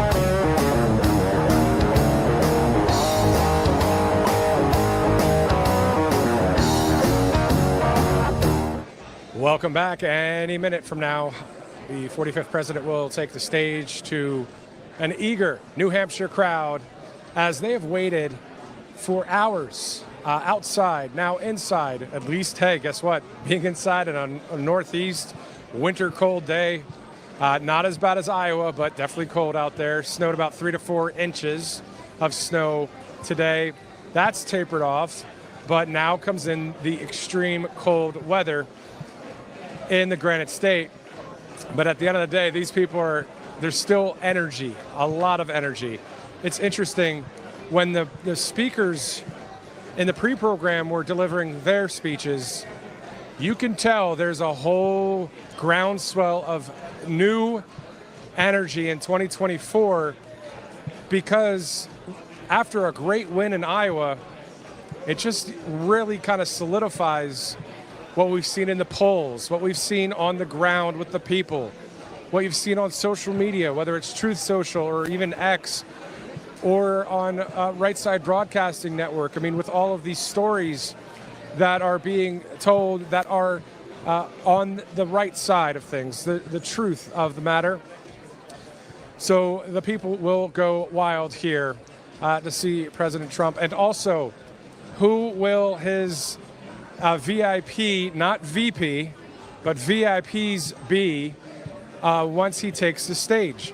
We know that Vivek Ramaswamy will be in attendance tonight. Will he be on the stage talking about the president and America first? Who else will show up? We will see. You will see. We are just glad you are here, live in Atkinson, New Hampshire. About 24 hours from now, Right Side Broadcasting Network will go live from Portsmouth, New Hampshire, as we continue the first in the nation primary, which will be on the 23rd of this month. 7 days away, exactly 1 week from the primary in New Hampshire. What will the other candidates do? Will they stay in the race? Will they drop out? We will see that as well. It's a big week in news. It's a big week in politics. It's a big week for our country, as is every week. The president leading in the polls just like he was in Iowa. A considerable lead here in New Hampshire. You are watching Right Side Broadcasting Network. If you'd like, go ahead and send this link to as many people as possible. As people are getting home or are home, maybe just had some dinner, why not watch what the president says? See who is on stage tonight with the president. If you'd like to follow Right Side Broadcasting Network on Truth Social, it's at RSBN. My name is Matthew Alvarez. If you'd like to follow me on Truth Social as well. We are looking forward to a fun crowd tonight. We'll see what the president says. Will he bring up any of the hate, let's be real, the hate speech that has been discussed on some of the mainstream networks last night? Will he talk about Agenda 47? Of course. He will talk about his policies. He'll talk about what he can do to help bring our country together. He has a whole team. I just saw Carolyn Levitt. I saw Jason Miller. Last night, you saw a number of staff, his family, friends, join him for that victory speech in the Hawkeye State. Well, next up is right here. You're looking at it live on Right Side Broadcasting Network. Go ahead, send it to as many people as possible.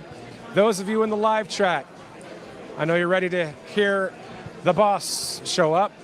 And once again, as Carly Bonet says, the man, the myth, and the legend. You can feel the energy in the room right now, and it's not even one of those huge, arena rallies that Brian Glenn has reported live for so many of those. Christina Bobb, Vanessa Broussard, Jessica Rivera, and other ones as well. Myself, Matthew Alvarez. I mean, there's just a good energy right now in this room from the people of New Hampshire. Pretty exciting stuff. But other than being, excited about something, on the balanced other side of it, logically, here we go. President of the United States, President Donald J. Trump.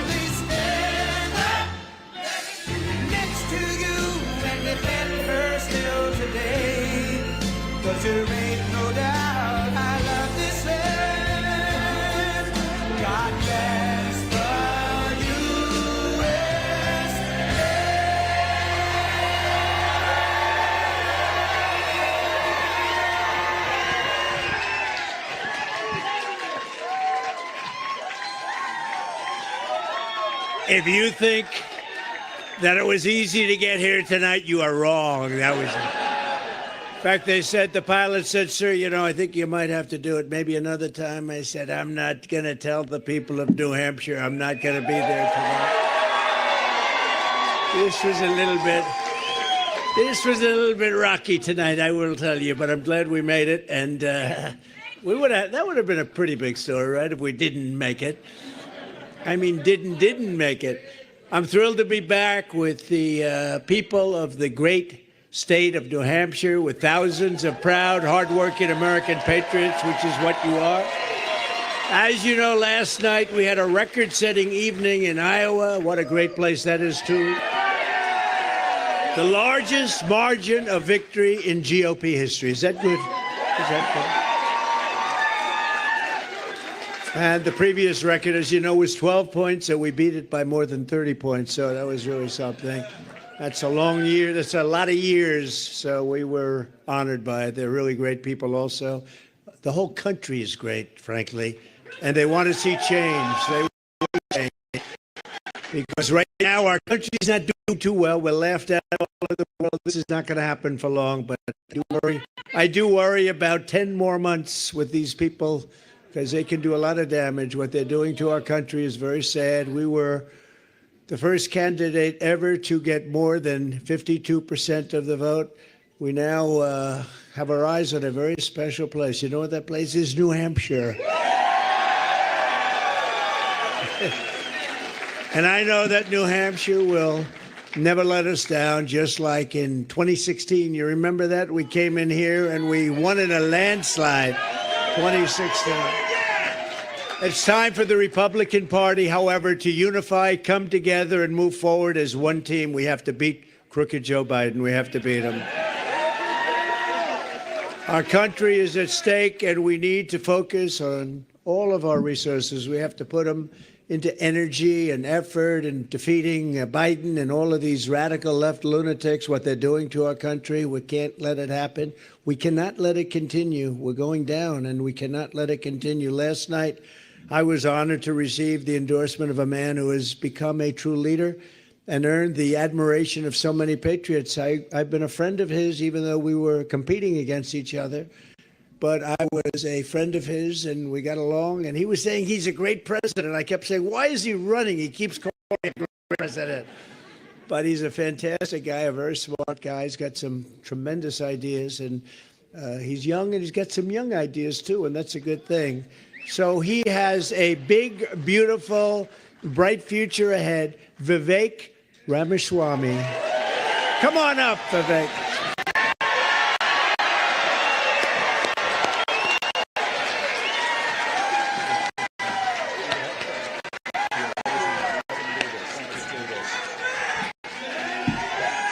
Let's do this, guys. It's good to see you. It's good to be back to New Hampshire. We miss you guys. We're going to make this happen, and you guys know this well. You know this man. You know why we're here. Patriots across the state. We are in the middle of a war in this country. That's what this is. It's not a war between black and white. It's not between Democrat and Republican, even in a deeper sense. It's between the permanent state and the everyday citizen. Between those of us who love the United States of America and a fringe minority who hates this country and what we stand for. And right now we need a commander-in-chief who will lead us to victory in this war. That's what we need in this country. You got to know you're in a war to win one. You can't win one if you're asleep at the switch, have your head stuck in the sand like most Republicans. And I think that's going to require somebody who isn't bought and paid for, a businessman, not a politician. Anybody heard of that? And that's why I was in this race, but I'll tell you, the people of Iowa spoke loud and clear last night, and I'm a big believer that we, the people, create a government that is accountable to us, not the other way around. That we, the people, choose who leads this country. And so we heard we, the people, last night, and that is why last evening I met my friend here. We met in person, and I told him that I would endorse Donald J. Trump, President of the United States, and do everything in my power to lead us to victory in this war. It is a 1776 moment right now. That's where we live right now. You want to know what does it mean to be a Republican today? It means we believe in the ideals of 1776. Ideals like freedom and merit and the pursuit of excellence. That you get ahead in this country not on the color of your skin, but on the content of your character and your contributions. And affirmative action and DEI. We are done with the nonsense. Send it back home. It means you believe in the rule of law. And I say this as the kid of legal immigrants to this country. That means your first act of entering this country cannot break the law, and that is why we need to use our military to secure our own southern border in this country. That's what it means to stand for the rule of law in the United States of America. It means the people we elect to run the government needs to be the ones who actually run the government, not the shadow government in the deep state that runs the show today. This man is going to get in there this time around and actually shut down that deep state. Not messing around this time anymore. That's how we win this war in this country. And the way we're actually going to do this in the long run and win this time around is with elections we need to secure in this country for the long run. You want to know what needs to happen in this country? Single day voting on election day as a national holiday with paper ballots, government issued ID to match the voter file, and English as the sole language that appears on a ballot. And I'm confident this man will be the one to get us there. And this is how we get our country back. Not black or white, it's deeper than that. These are the ideals of the American Revolution. And you know what? We do have some enemies that we need to defeat on the other side, but we have challenges to address in our own party right here at home. So you know what? If you want somebody who's going to foist onto you to use your social media account, you want to use a driver's license to do it, to have the right to use the internet, this man's not your man. There's another candidate in this race who'll do that for you. It's Nikki Haley. You want to cut Social Security, you want to cut Medicare, you want to cut veterans benefits so we can fork over more money to Ukraine so some kleptocrat can buy a bigger house? Vote for Nikki Haley, not this man right here. But if you want to actually put an agenda that puts Americans first, to say that the moral obligation of your leaders is to the citizens of this country, not another one, there's not a better choice left in this race than this man right here. And that is why I am asking you to do the right thing as New Hampshire and to vote for Donald J. Trump as your next president, because we're not working with a lot of time here. If our kids are in high school before we get this right, we don't have a country left. That's what it means. We've been celebrating our diversity and our differences for so long that we forgot all of the ways that we are the same as Americans, bound by that common set of ideals that set this country into motion. We believe those ideals still exist. This man is going to be your next president to revive them. E pluribus unum, from many one. And you know how we're doing it? We're doing it by speaking the truth at every step of the way. There are two genders in this country. Period. That is the truth. Fossil fuels are a requirement for human prosperity. Drill, frack, burn coal, embrace nuclear energy. Reverse racism is racism. An open border is not a border. Parents determine the education of their children. The nuclear family is the greatest form of governance known to mankind. Capitalism lifts us up from poverty. There are 3 branches of government in the United States, not 4. And the U.S. Constitution is the strongest and greatest guarantor of freedom in human history. That is the truth. We fight for the truth. We stand up for the truth. That is what won us the American Revolution. That is what reunited us after the Civil War.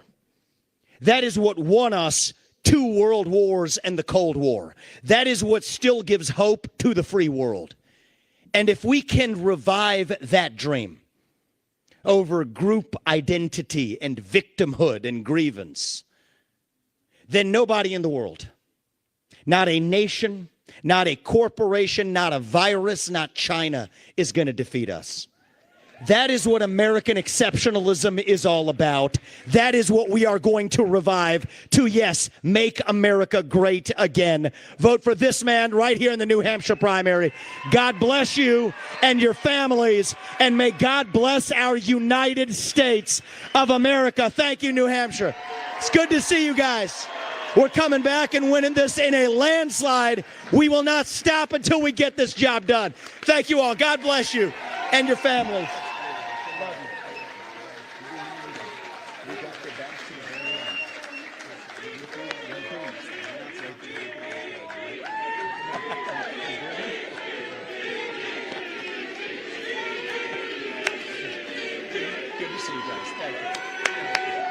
Thank you. Thank you. Wow, how was that? Pretty good, right? That was pretty good, and he's a fantastic guy, and he's really, he's got something that's very special because he started off with a Zippo, and he ended up very strong. He did a great job. I was actually surprised when he called because he was doing well, and it's an honor to have his endorsement. He's going to be working with us, and he'll be working with us for a long time. Thank you. And now for sort of the opposite, in my opinion. As you know, Nikki Haley, in particular, is counting on the Democrats and liberals to infiltrate your Republican primary. You know that. That's what's happening. You have a group of people coming in that are not Republicans, and it's artificially boosting her numbers here, although we're still leading her by a lot. You know, as you know, I watched her speech last night. I thought it was inappropriate. But because it's bad for Unity, it's bad for the party, what she said, but you'd almost think she won. She came in third, and she lost to not a particularly great candidate, obviously, as you've seen. She lost to somebody that beat her by about 2.5 points, Ron DeSanctimonious. So I'll tell you, we have these two people. We really got to get back onto Biden and beating the Democrats and not wasting a lot of time with these two. They're supported by some people that you don't want to have support. And the reason they're doing it, and I will tell you, so we had a very interesting thing. We were making the speech last night. It was called a victory speech. Yeah, please sit down. And everybody can see back there. That's a big crowd. This is a nice crowd of people. We're driving in the snow. You can't see three front. I mean, how you all got here. I said, will people show up? But they always show up, right? Because they love their country.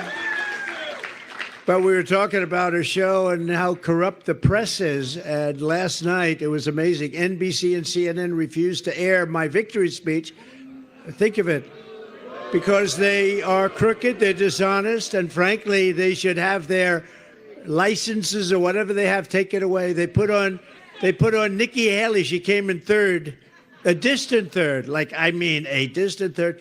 And they put on Ron DeSanctimonious, who came in a boring second. Now, we don't talk about him too much because over here he's polling at 4%, so we'll save him where he seems to go up, but we haven't found that place yet. He's gone down a lot. She's not doing particularly well, but she had one phony poll. She walks around with a poll saying she's up in Biden by 17. That poll is about 3 months old, and it's a fake poll. And from every other poll, she's just about down in every election. We're up every single poll for the last 2 months against crooked Joe Biden. But people behind Nikki Haley are pro-amnesty, they're pro-China, they're pro-open borders. These are the people that are backing her. They're pro-war. We don't want war. We got out of all the wars. We beat the hell out of ISIS. They're pro-Biden, frankly. And if she wins, Biden wins. And if Biden wins, New Hampshire cannot win. You're going to lose, and bad things happen. We had the greatest country in our history. 3 years ago, we had the best borders, we had the best economy, we had no inflation, we rebuilt our military, we gave you the biggest tax cuts in history, the biggest regulation cuts in history. Nobody's done what we've done, and especially, frankly, for this state. If you want a nominee who is endorsed by all the rhinos, globalists, and demented never-Trumpers, they're a dying breed, I will say, like a guy like Rhino Paul Ryan, he was so bad for us. Liberal Larry Hogan, that's another beauty. Open borders, Rhino Charles Koch. Charles Koch, he spends a lot of his inherited money on elections, but not so much. But he has been giving Nikki a lot. He wants open borders. He's pro-China. He's not pro-U.S. And crooked Joe Biden's biggest donors, then Nikki Haley is your candidate. If you want that, we need strong borders. We need free and fair elections. And if you don't have those two things, and I'd love to add in, we need an honest media, because we don't have an honest media. The Democrats are supporting her because she's easy to beat. You know, the Democrats are funding most of her campaign, and they're doing it because they want to run against, they don't want any more of Trump. How did they do in 2016? And then we did even better in 2020, a lot better, a lot better. Millions and millions of more votes. They don't want us. They want her. They're really, she's probably their first choice, and Ron DeSanctimonious is their second choice. And I'm their last choice. And, but they're a party of disinformation. They see we're leading. Rasmussen just came out. Did you see that? Rasmussen, highly respected.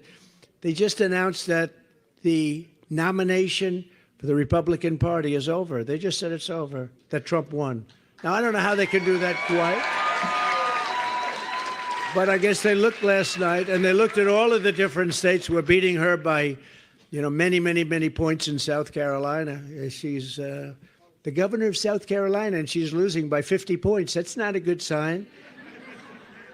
And very shortly, we go out to Nevada. We're beating her by about 90 points. So we're beating everybody, and we're beating maybe more importantly, although we have to get there, but more importantly, we're beating crooked Joe Biden in every poll. We're beating him by 11 points in Michigan.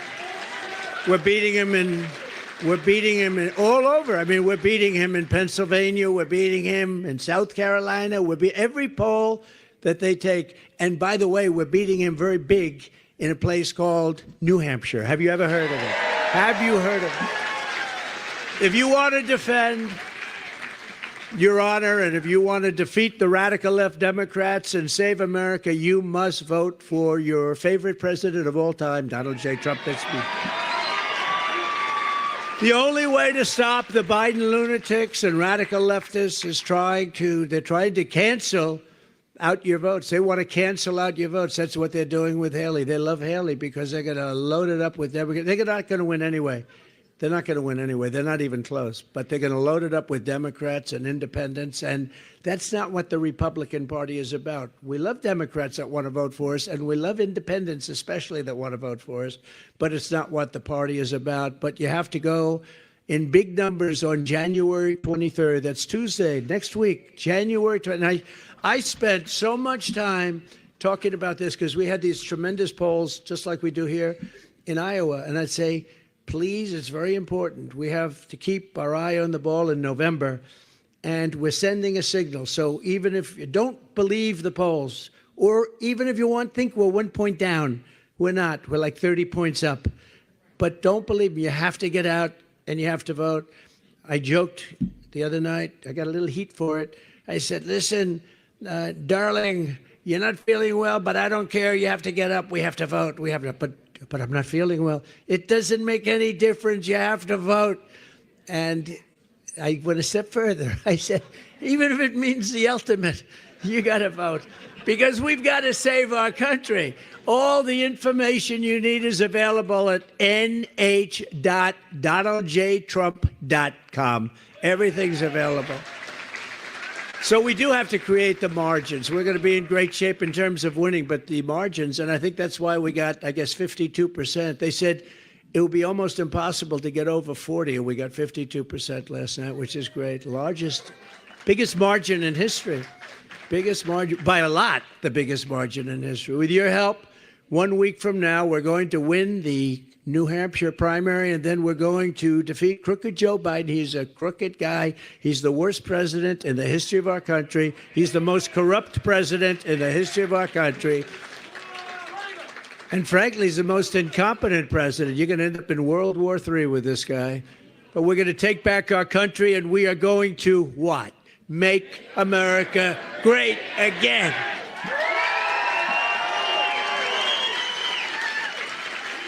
One of the most important questions is, and I'm having to answer it all the time, it's the candidate. What candidate can rescue the American economy and save the American dream? You know, you don't hear. When was the last time you heard the phrase American dream? You know, you used to hear it all the time. Well, you hear it with me, and you heard it 4 years ago, 3 years ago, but you haven't heard that term in a long time because there is no American dream. It's survival now, and it's embarrassment. And you take a look at what they did with Afghanistan. The most embarrassing moment in the history of our country. 13 soldiers dead. We left hundreds of people there that should have been brought out. They're hostages. And we left $85 billion worth of the best military equipment in the world. And they're now one of the largest sellers of military equipment. They don't need 700,000. Think of it. 700,000 rifles and guns. 700,000. They sell them. They make a fortune. We left them there. 70,000 vehicles, many of them armor-plated, costing millions of dollars, millions and millions of dollars. We left all of this there. We are like a country run by fools. We're run by fools. And we're going to take it back, and we're going to take it back quickly and methodically. We're going to win that election. We're going to go back into the White House, and we're going to drill, baby, drill, and we're going to strengthen up our border like we used to have it. Remember, we had the safest border in history 3 years ago, and now we have the worst border probably in the history of the world. There's never been a border for any country, third world, banana republic. There's never been a border like this. There's never been where millions, and we'll fix it, and we'll fix it very fast. You know, all Biden had to do, you know, when he goes to the beach, because he's got consultants. We all have consultants, right?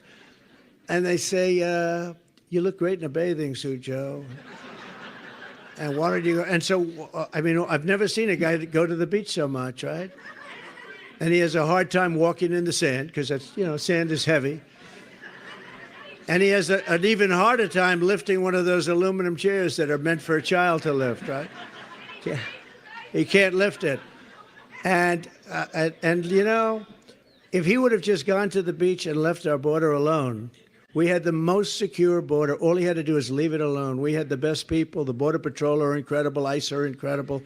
All of the law enforcement is incredible. We love our law enforcement. By the way, we are going to get immunity for our law enforcement so they can't get sued.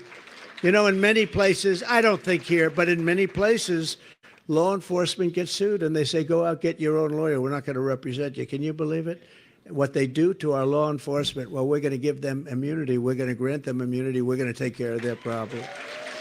Under the Trump administration, we had the greatest economy in the history of the world, with record low unemployment rates for African Americans, Hispanic Americans. By the way, have you seen our poll numbers with African Americans and with Hispanic Americans? Oh, we're going to have, like last night was quite a surprise. That's why they couldn't put us on. NBC couldn't do it because the margins were so crazy. But I'm not that surprised because I see it. I feel it.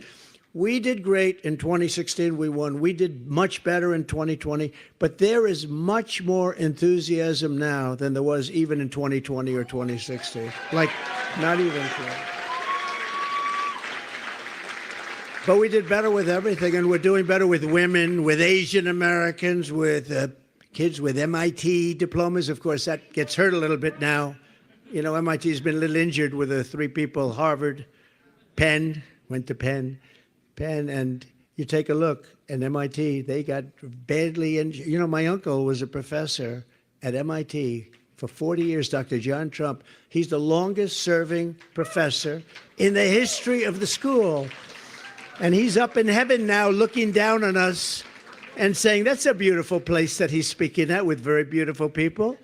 But, he would be very embarrassed if he saw what was going on with MIT and all of the places. But whether you had a diploma from MIT or any of the great schools, or whether you didn't have a high school diploma, we had the best numbers in every single category that we've ever had. And we're going to bring it back there, and we're going to bring it back fast. It's going to happen very quickly. The lowest poverty rates, record high incomes, all of these things are what we had. We increased the typical American family's take-home pay by an astounding record-setting $6,000 a year, and they lowered it by $5,000 a year. Think of that. They lowered it. So you add those two, that's a lot. That's a lot. I passed the largest tax cuts and regulation reforms in history. We did the largest regulation cuts in history. We did the biggest tax cuts by far in history. And, they're coming due fairly soon, and the Democrats don't want to do it. That would give you the largest tax hike in the history of our country. Congratulations. Nobody cares about that, do you? Do you mind paying 50% more tax? Because get used to it. If they win, and I don't think they will, I don't see how they can. How can you win when you have open borders, when you have high interest rates, when you can't get a house anymore, you can't buy a house, your education stinks, everything's woke, that's all they talk about. They go after their political opponents with the DOJ and the FBI, that's me, they go after me. I got so many court cases. I've been indicted more than Alphonse Capone. You know who Alphonse? Greatest gangster of all time. He was the #1 of all time, Scarface. Did anybody ever hear? He was a lovely man. If he had dinner, if he took you out to dinner, had dinner with you, and he didn't like the tone of your voice, you were killed, you were guaranteed. I got indicted more than he did, sir. But they're bullshit indictments, I'll tell you. They're Biden. You know what I call them? I call them, they're Biden indictments. No, they've weaponized the DOJ. They go after their political opponent. Now, in this particular case, didn't work out so well. So our polls are at record numbers. Like last night, we won in the history of Iowa. Nobody's ever come close to getting the kind of numbers I got. If I didn't get indicted all these times, and if they didn't unfairly go after, I would have won, but it would have been much closer, I tell you. I don't know if I would have made the trade. I might have just like the position we're in right now. We're doing very well on that score. Did you see Fannie? Fannie from Atlanta. She paid her boyfriend, a lawyer who had no experience as a lawyer and no experience doing what? Almost $1 million. And then they decided to go on beautiful Norwegian cruise line trips all over the place. He was a very generous person with our money. And he was the guy coming after me. Can you believe it? And they're all, every one of these people. These are corrupt people. These are corrupt. And you know what? Forget about me. They indicted 18 fine people, 18 people like you, in some cases elderly. They signed a slate, just like Thomas Jefferson did slates. They go slates, just like they did to me in 2016. They wanted a slate for Alabama that I won by 45 points. Okay, they said maybe he didn't win Alabama, but I won by 45 points. They could have picked something that was a little bit closer, but they go after people and they want to destroy people, and they're evil, and we're putting an end to it, and we're putting an end to it fast, because you can't have that happen.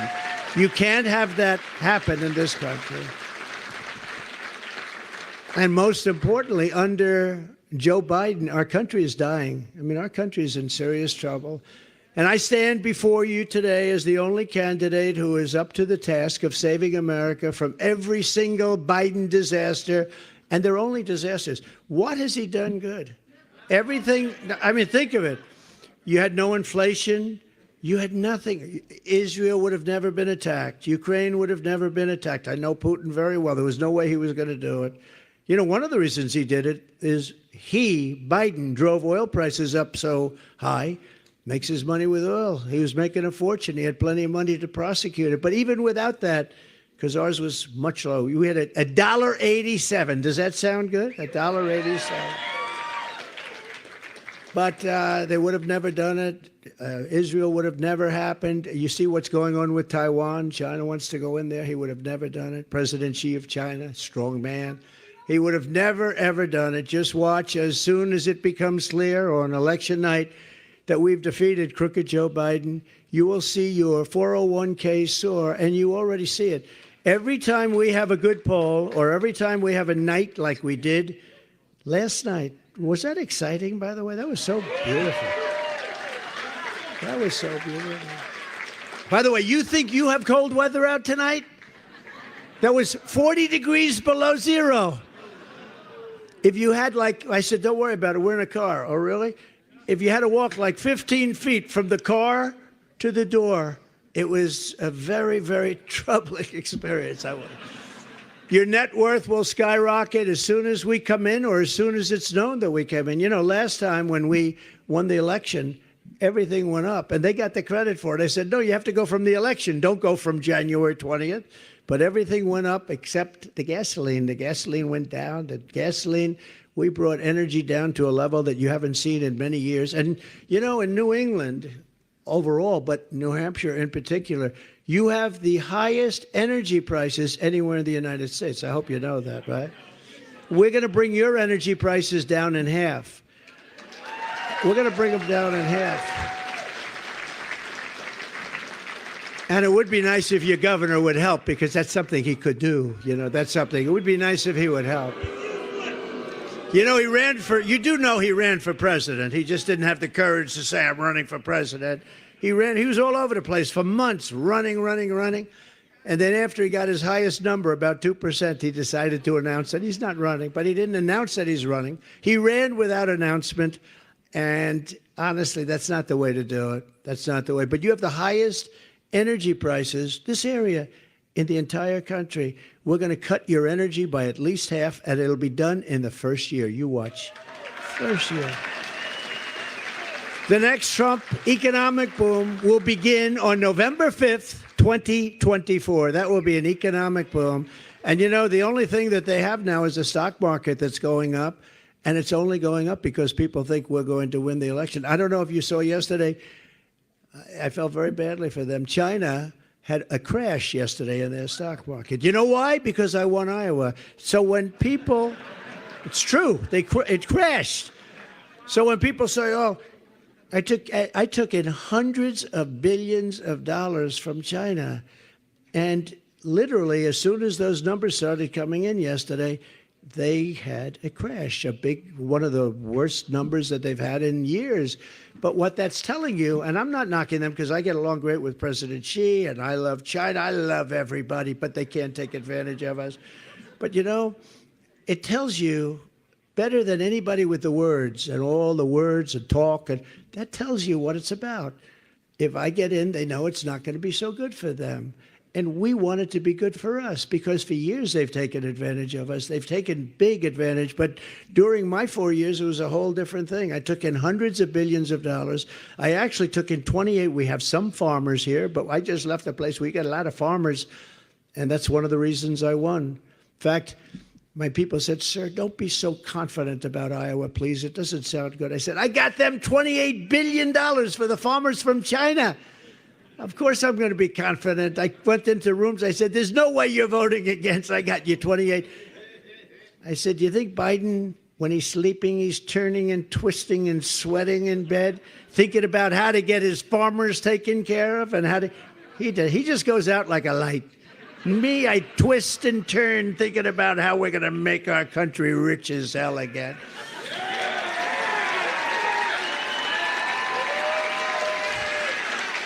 It's actually true. It's too bad, but it is true. Starting on day one of my new administration, I will quickly end Joe Biden's inflation catastrophe by stopping his wasteful spending, terminating his Green New Scam. It's a Green New Scam. It's not a Green New Deal. It's called the Green New Scam. And tapping the liquid gold. So we have more wealth under our feet than any other country, but we don't use it. We're now getting oil. It's not even oil, it's tar. We'll drill, baby, drill is right. It's tar from Venezuela. We get tar from Venezuela. You know where we refine it? In Houston, Texas. And so if you're a believer in everything spewing, and I believe that, we all believe that, but if you're a believer, we are refining it. It's the only refinery that can do the Venezuelan tar, because it's a lot of tar. We have light, sweet, crude. We have the best oil. We have the most oil, and we don't use it. And by the way, you could use a little, because if when we turn on the tap, you are actually going to go down at numbers that you've never seen before. And you started seeing that 3 years ago. You were at a low number. Now you're at a number that's very, very embarrassing for this country to have. But you are the worst of all. You're the highest energy in the whole country. So you can't vote for the Democrats and you can't vote for DeSanctimonious, but he's only at 4% or 5%. What the hell happened to him, by the way? Man, did he go down. Ron DeSanctimonious, did he go down like a rock? I don't even want to talk about him because I don't want to waste it. I do want to talk about Nikki because this perception that she's gone up. But I worked with her for a long time, and she was okay. Not great. She was not great. She's not tough enough to deal with these people. I will tell you that. She's not tough enough. While Joe Biden is pushing the largest tax hike in American history, he wants to quadruple your taxes, I will make the Trump tax cuts permanent, and we will deliver more tax cuts, tax credits, regulation cuts for New Hampshire workers and family than any other. We were going to, just before COVID came in, we were going to drill like we've never drilled, and we were doing that. And we were in fourth place, then we were third, second, first. And if you look at a chart, you'll see Saudi Arabia, you'll see Russia a little bit below that. You'll see a couple of others sneak in. I mean, they're pretty good. But all of a sudden, you look at this chart where we're like this, like, oi, and then I get in, and it goes, psh. We were doing much more than they were doing. But when I left, which was ridiculous that we had to leave, but we had to leave. We have to follow the laws of our land. But what a ridiculous, isn't it amazing? They don't investigate the people that cheated in the election. They investigate the people that understand they cheated and go after them. But they don't investigate the people that cheated like hell. We have to have fair and free elections. We have to. Nikki Haley supported a brutal 23% national sales tax, which is a disaster, by the way, why she did it. And that's why some people call her the Nikki New tax. I don't think that's particularly good, but she did support. She wants a 23% national sales tax. And Ron DeSantis wants that also. He wants it to be 23. I think that makes them unelectable. I think if you have a 23% tax like that, I think it makes them unelectable. And there's other reasons they're unelectable, but I can tell you the greatest people in the world at misinformation and disinformation are the radical left crazy Democrats. If they think they're going to have an easy time with somebody, they'll say, oh, we don't want to run against them, they're so good. If they think they're going to get their ass kicked by somebody, they say, that's the one, we want to run against Trump. We want to run against. How did they do the last 2 times? It was not good for them. So we're going to take this country, we're going to turn it around, we're going to make it better than ever before, greater than ever before. The radical Democrats are looking to literally destroy our country. And sometimes you wonder, think of it, open borders, people coming in from prisons, from jails. There's a slight difference. Do you know what the difference between a prison and a jail is? Not enough to talk about. Let's put it this way. Not enough to talk about, but they're coming in from prisons and jails. They're coming in from mental institutions and insane asylums. Insane asylum, that's a step beyond. That's Silence of the Lambs. That's Hannibal Lecter. Did you ever hear of Hannibal Lecter? They're being dropped into our country. Hannibal Lecter is coming in, lots of them. They're closing up insane asylums all over the world, not just in South America. They're closing them up all over the world, in Africa, in Asia, in Europe, in the Middle East. We're bombing Yemen. We have a guy who's in charge of our war. I read about it today. He's using a laptop from his hospital bed. They couldn't find him, Secretary of Defense. And he's running the war with a laptop like a child would do, you know, like a child plays with the laptop. And these are the same people that ran Afghanistan into the ground. You know, I was taking everybody out of Afghanistan, but we're doing it with strength and we're doing it with dignity. We were coming out and they were afraid of us and they weren't doing anything. I spoke to Abdul, you know Abdul, the leader of the Taliban, and we had a rough conversation. And after that conversation, not one American soldier was killed for 18 months. And then you had that disaster by Biden where they took the military out first. No, you take the military out last. You get your people out first. You get your equipment out, and then you come out. But they took the military out first. We have those same people telling us about wars in the Middle East. You don't need wars because, you know, we built the strongest military in the world. We defeated, as you know, ISIS, 100% of the caliphate. Soleimani gone, al-Baghdadi gone, all of the big terrorists gone. We created a safe nation. We didn't have one terrorist attack in 4 years. I never said that during my 4 years because I say, I don't want to have it, and then the next day we have an attack. But we didn't have one terrorist attack. Iran was broke. I told China, I told all of the countries, anybody that does business with Iran buying oil, because they are really the purveyor of cash, but the purveyor of terror. They would give billions and billions of dollars out to Hamas, to Hezbollah, billions and billions. I say, anybody that does business with Iran, you're not doing business with the United States. Plus, we're going to put a tariff of 100% on all your goods that you send in. And everybody, including China, said, well, I guess we're not doing business with them. And they were broke. A congressman, well-known Democrat congressman, 2 weeks ago was on, I believe it was Deface the Nation. Did anybody ever hear of Deface? Ladies and gentlemen, Donald Trump on Deface the Nation. It is Deface today because they're dishonest, so they deface the nation, right? And or meet the fake press. But they were on Deface the Nation, and he said, you know, whether we like it or not, Iran was broke. They were broke. He used that term under the Trump administration. They couldn't do anything. They had no money. They had to survive. And we would have made it possible for them. All I wanted them to do is not have a nuclear weapon. Now they're 38 days away from having a nuclear weapon, and these guys don't know what to do because they're incompetent. Our leaders are incompetent. They're incompetent fools. They're 38 days away, they say, from having a nuclear weapon. Once they have a nuclear weapon, negotiation is going to be a whole different thing. I was able to do a great job with Kim Jong-un. You might have heard of him. I used to call him Little Rocket Man, but he became somebody that we actually got along with very well. He'd love to see me back. We had a very good relationship. When the press hears I have a relationship with Kim Jong-un or any of them, they say, that's terrible. No, it's not terrible. It's called smart. You have a relationship. You would have had a nuclear war if Hillary Clinton got it. You know, you would have had a nuclear war if Hillary Clinton got in. But we're going to turn it around. We're going to turn it around fast. You don't have to get into these wars. Look at what's happened in Ukraine. Place has been decimated. Many more people are killed than you read about. You know, they'll knock down an apartment. You see the size of those buildings? They're long. They're like 3 blocks long. They'll knock it down. They'll say 2 people were injured slightly. No. Many people were killed. The real numbers will come out, and you're going to see many more people are killed in Ukraine than anybody thought even possible. The numbers are massive. And the cities are just being flattened. They're being leveled.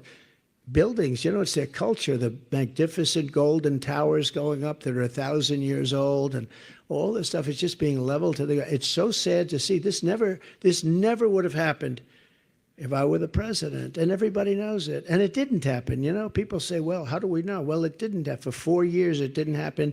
And Putin and I got along very well. It would have never, ever happened. I talked about it. That was the apple of his eye. There's no question about it. I said, don't do it, Vladimir, don't do it. We had some good talks, I will tell you, but he wouldn't have done it. And likewise, they would have never done the attack on Israel because they didn't have the money to do it, and they knew that there would have been a very big attack back. And it would have never happened. What they did on October 7th, what they did was unthinkable, so horrible, but it would have never happened. All of these things would have never happened.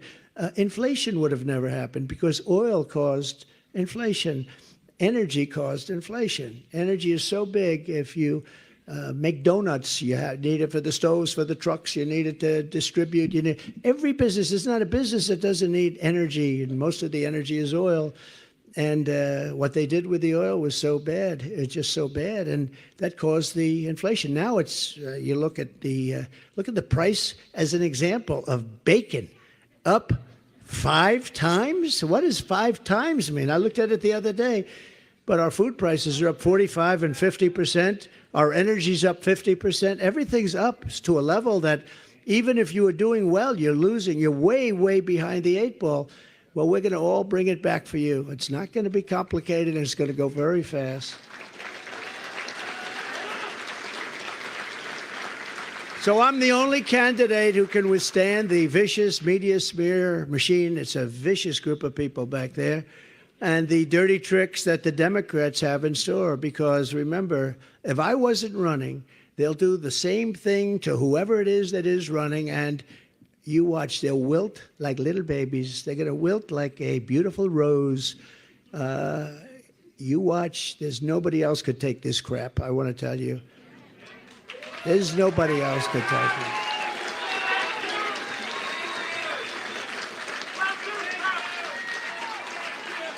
Just think of the field day crooked Joe Biden and his media protectors would have. And they are protectors. They protect him. I mean, you see things that are so bad. I mean, he can't walk off a stage. He's looking for the stairs. Where am I? Where am I? This guy's negotiating nuclear with Putin. Where am I? They're all grab. You know, you ever see they set Secret Service, by the way, is great. They run up on the stage to grab him because they're afraid he's going to fall off the front of the stage. No, there's stairs all over. We got 3 of them here. One there, one there, one there, right? And he doesn't know that. And his speeches are not exactly good. They're very short, you know, because you run out of octane, you know.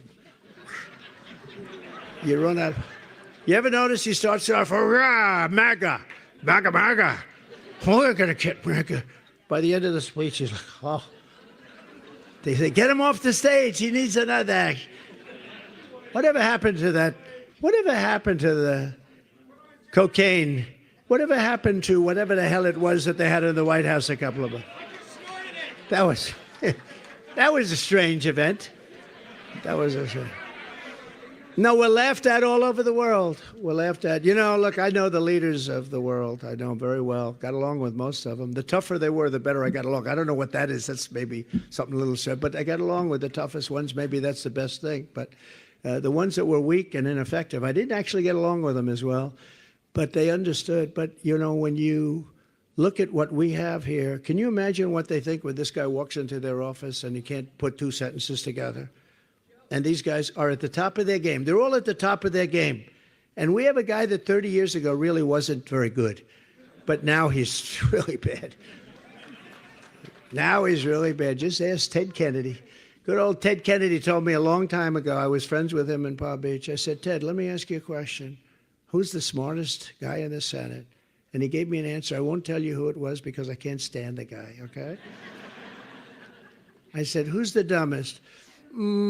Yeah, I got along with him because I did him a big favor in Palm Beach. They had a house, the Kennedy compound, a very rich family in Palm Beach.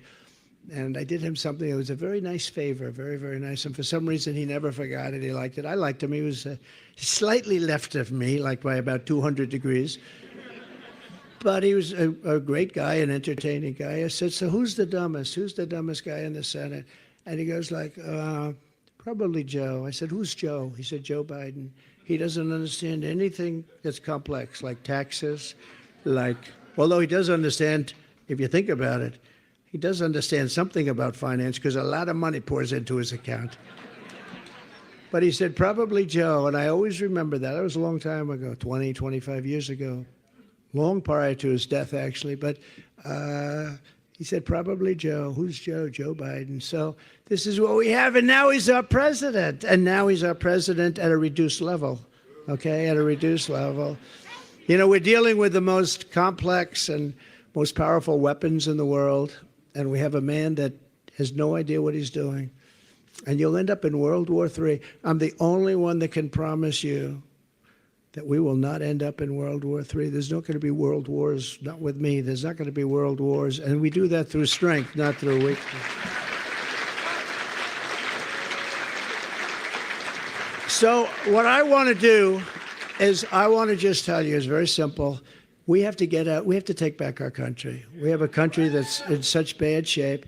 We have to take it back. Nikki Haley is a disaster. She worked for me for a long time. I mean, I know it very well. I actually put her there for a different reason. I shouldn't say this, but you had a lieutenant governor named Henry McMaster who was fantastic. I figured if I took her out of South Carolina governorship, put her someplace, any place, I put her someplace, then Henry McMaster, who was my friend and who's turned out to be a great governor in South Carolina, Henry McMaster would become the governor. So I moved her to the United Nations. And honestly, she was not a good negotiator. She was not a good negotiator. Now she likes to talk about, when I negotiated with China, I negotiated with China. I did all of it. We got in hundreds of billions of dollars, and I did it. And, you know, she has a hit on Social Security. You know, she wants to raise the age very substantially. You don't need that. We don't want to do that. And we have that liquid gold. We don't have to do that to our seniors. You earned it. You're right. Who said that? That's a good point. You earned it. You did earn it. And you don't need that. And the same thing with Medicare. They want to obliterate it. We're not going to do that. So I say this. Get out and vote. And make sure we win by big margins. The bigger the margin, the bigger the mandate that we have, the stronger we're going to be.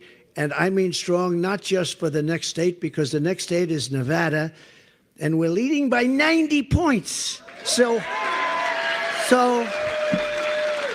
I mean, unless you had a catastrophic event, I think that's in good shape. And then we go to South Carolina, we're leading by a lot. And then we're leading by everything, by everywhere you go. But I'm talking about November. We have to win. Let's send the word to the other side. They're very destructive. Remember this, and I say it all the time.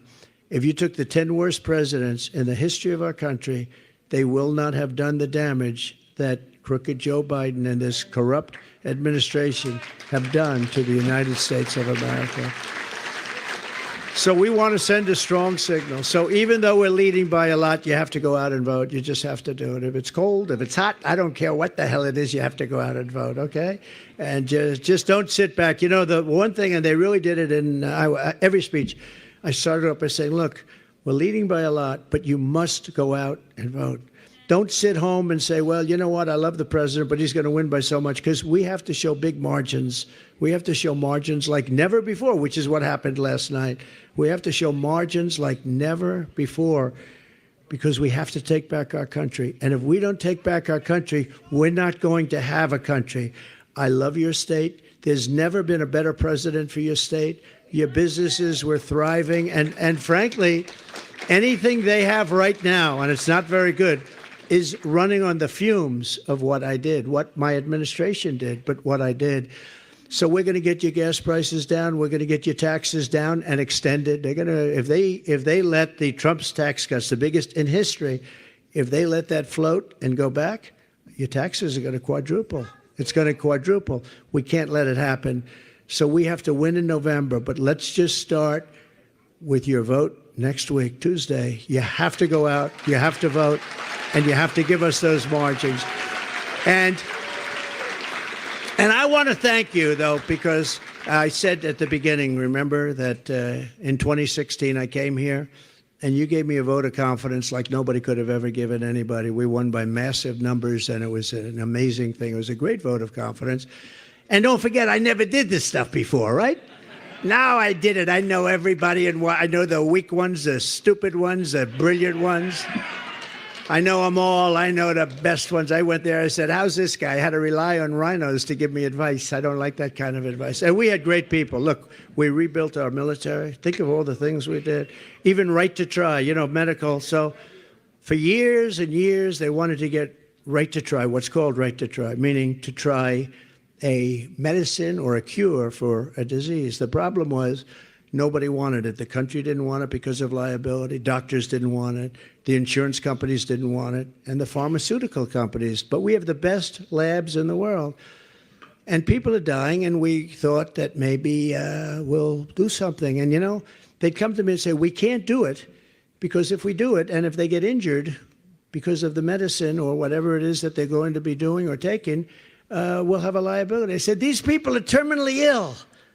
They're not going to get injured. They're dying. They're going to be dead in a fairly short period of time. They will sign something. And I got everybody in a room. I did it. I got everybody in a room, and I got the insurance companies to agree. Got everybody with the insurance companies and the labs. I said, we're not going to count it on your numbers. Or a separate set. They didn't want to take people that were terminally ill because they didn't want accounting. It doesn't make their product look good. I said, but look at it a different way. Think if it works, then you got to save all these people. And that's what happened. And so we have saved thousands and thousands of lives with right to try. And that had to get passed by Congress. We had to get that through Congress. So I just want to say, we love you. I'll be back here for a lot because we want to win this. We want to win this state. We want to win this state.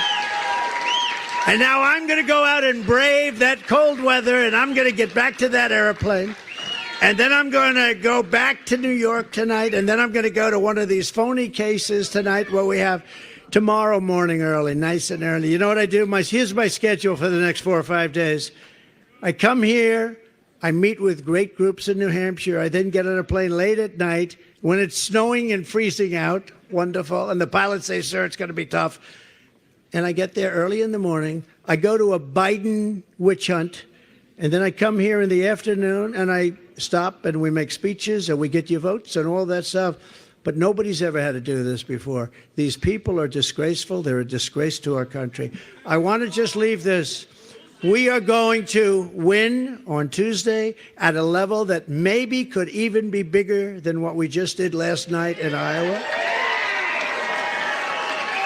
And the greatest expression of all time, I think the greatest slogan, whatever you want to call it, it's called Make America Great Again. It's called MAGA. It's the greatest of all time. We are going to put America first, and we are going to make America great again. Thank you very much, everybody. Thank you. Thank you. Thank you very much, everybody.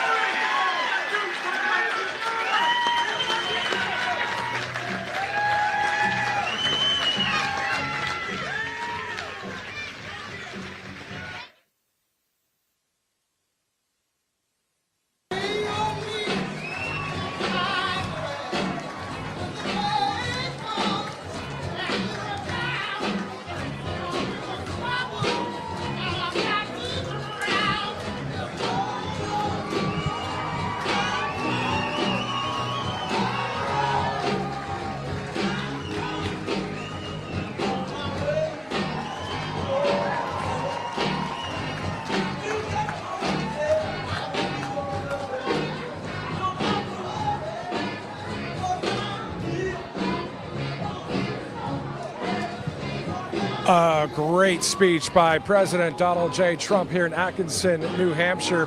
You know, as you saw there at the end of his speech, he was very authentic and real, genuine, talking about his schedule back and forth between New York, possibly D.C., and here in New Hampshire. This is stop number one in New Hampshire for this campaign season for the primary, which is 7 days away. He will be in Portsmouth, New Hampshire tomorrow for a speech as well. Right Side Broadcasting will be live there for you for that coverage as well. I want to thank you guys so much for watching here on Right Side Broadcasting Network. Before we go, we have some great sponsors and partnerships with the following organizations and companies that are wonderful because they are Patriot First, America First companies, including Birch Gold Group. All you got to do, text Trump to 9898. Obviously, a number of countries are trying to devalue the U.S. dollar, but have a backup plan with Birch Gold Group. Once again, text Trump to 9998. Also, the tax network, the USA Tax Network. If you're dealing with a few tax issues, you see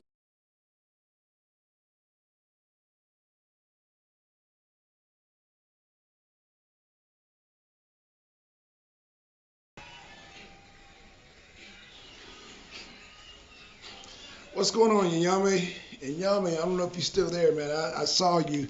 I was pulling up in my car. Yep, so I made it home just in time. Man, I left. Hold on. Oh, shoot. Man,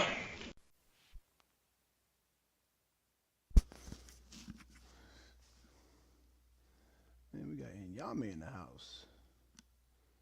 Hold on. Uh-oh, hold on. Check. Yep, hold on. Check. Okay. And Yame, damn, I hope he did. Man, he just left a comment. And Yame, he left, 10 minutes. I might have missed him. What's going on in Yame? So there y'all have it. Again, that proves what I said earlier about Vivek Swamy. MD got on here and said, we don't know where Vivek Swamy's votes are going to go. It's obvious where Vivek Swamy votes are going to go. Oh my gosh. You claim to be a prophet among men, or prophet among, whatever you call your title, MD. That's why you lost the bet, because you're not in tune with what the people want. And you said only 50% of the Republican Party is down with Trump. First of all, those people who are trying to boast Nikki Haley is from the Democratic Party. Yes. They're Democratic shills, hacks, operatives trying to bolster Nikki Haley. She's going to lose. And once she loses, that's going to be it because she's down. I really don't think she's that out of tune, like yourself, MD, to want to lose that bad in South Carolina, her home state. I don't really think that would be advisable for her, but who knows? I mean, if she is run on the same frequency than you are, then yeah, I guess she'll crash and burn in South Carolina after losing in New Hampshire. So, so it is what it is, man. Shout out to Inyame, shout out to MD, shout out to Underrated Darkness. Hey, man, I was out and about. I had to go get the vegan tacos. Who else showed up? Man, shout out to everybody who showed up, man. Appreciate y'all. With that being said, I am going to close it out. And, New Hampshire, man, we're going to stream that. Will I do a show tomorrow? Probably so, because, it's bad outside. It's so bad outside where the ice, there's black ice everywhere. I've seen black ice on the road, so it can only get worse by the temperature. And so y'all see what I'm wearing, right? Yep. Had to go out in this outfit because it was that damn cold. And I got to put this on like 5 times a day, man. Good thing I got a whole stack of these. So All right, y'all. Thanks, y'all, for coming out. With that being said, man, we out, y'all. Peace. Let me close it on out. I'm going to give y'all, and we will see y'all tomorrow. Mañana por mañana, amigos.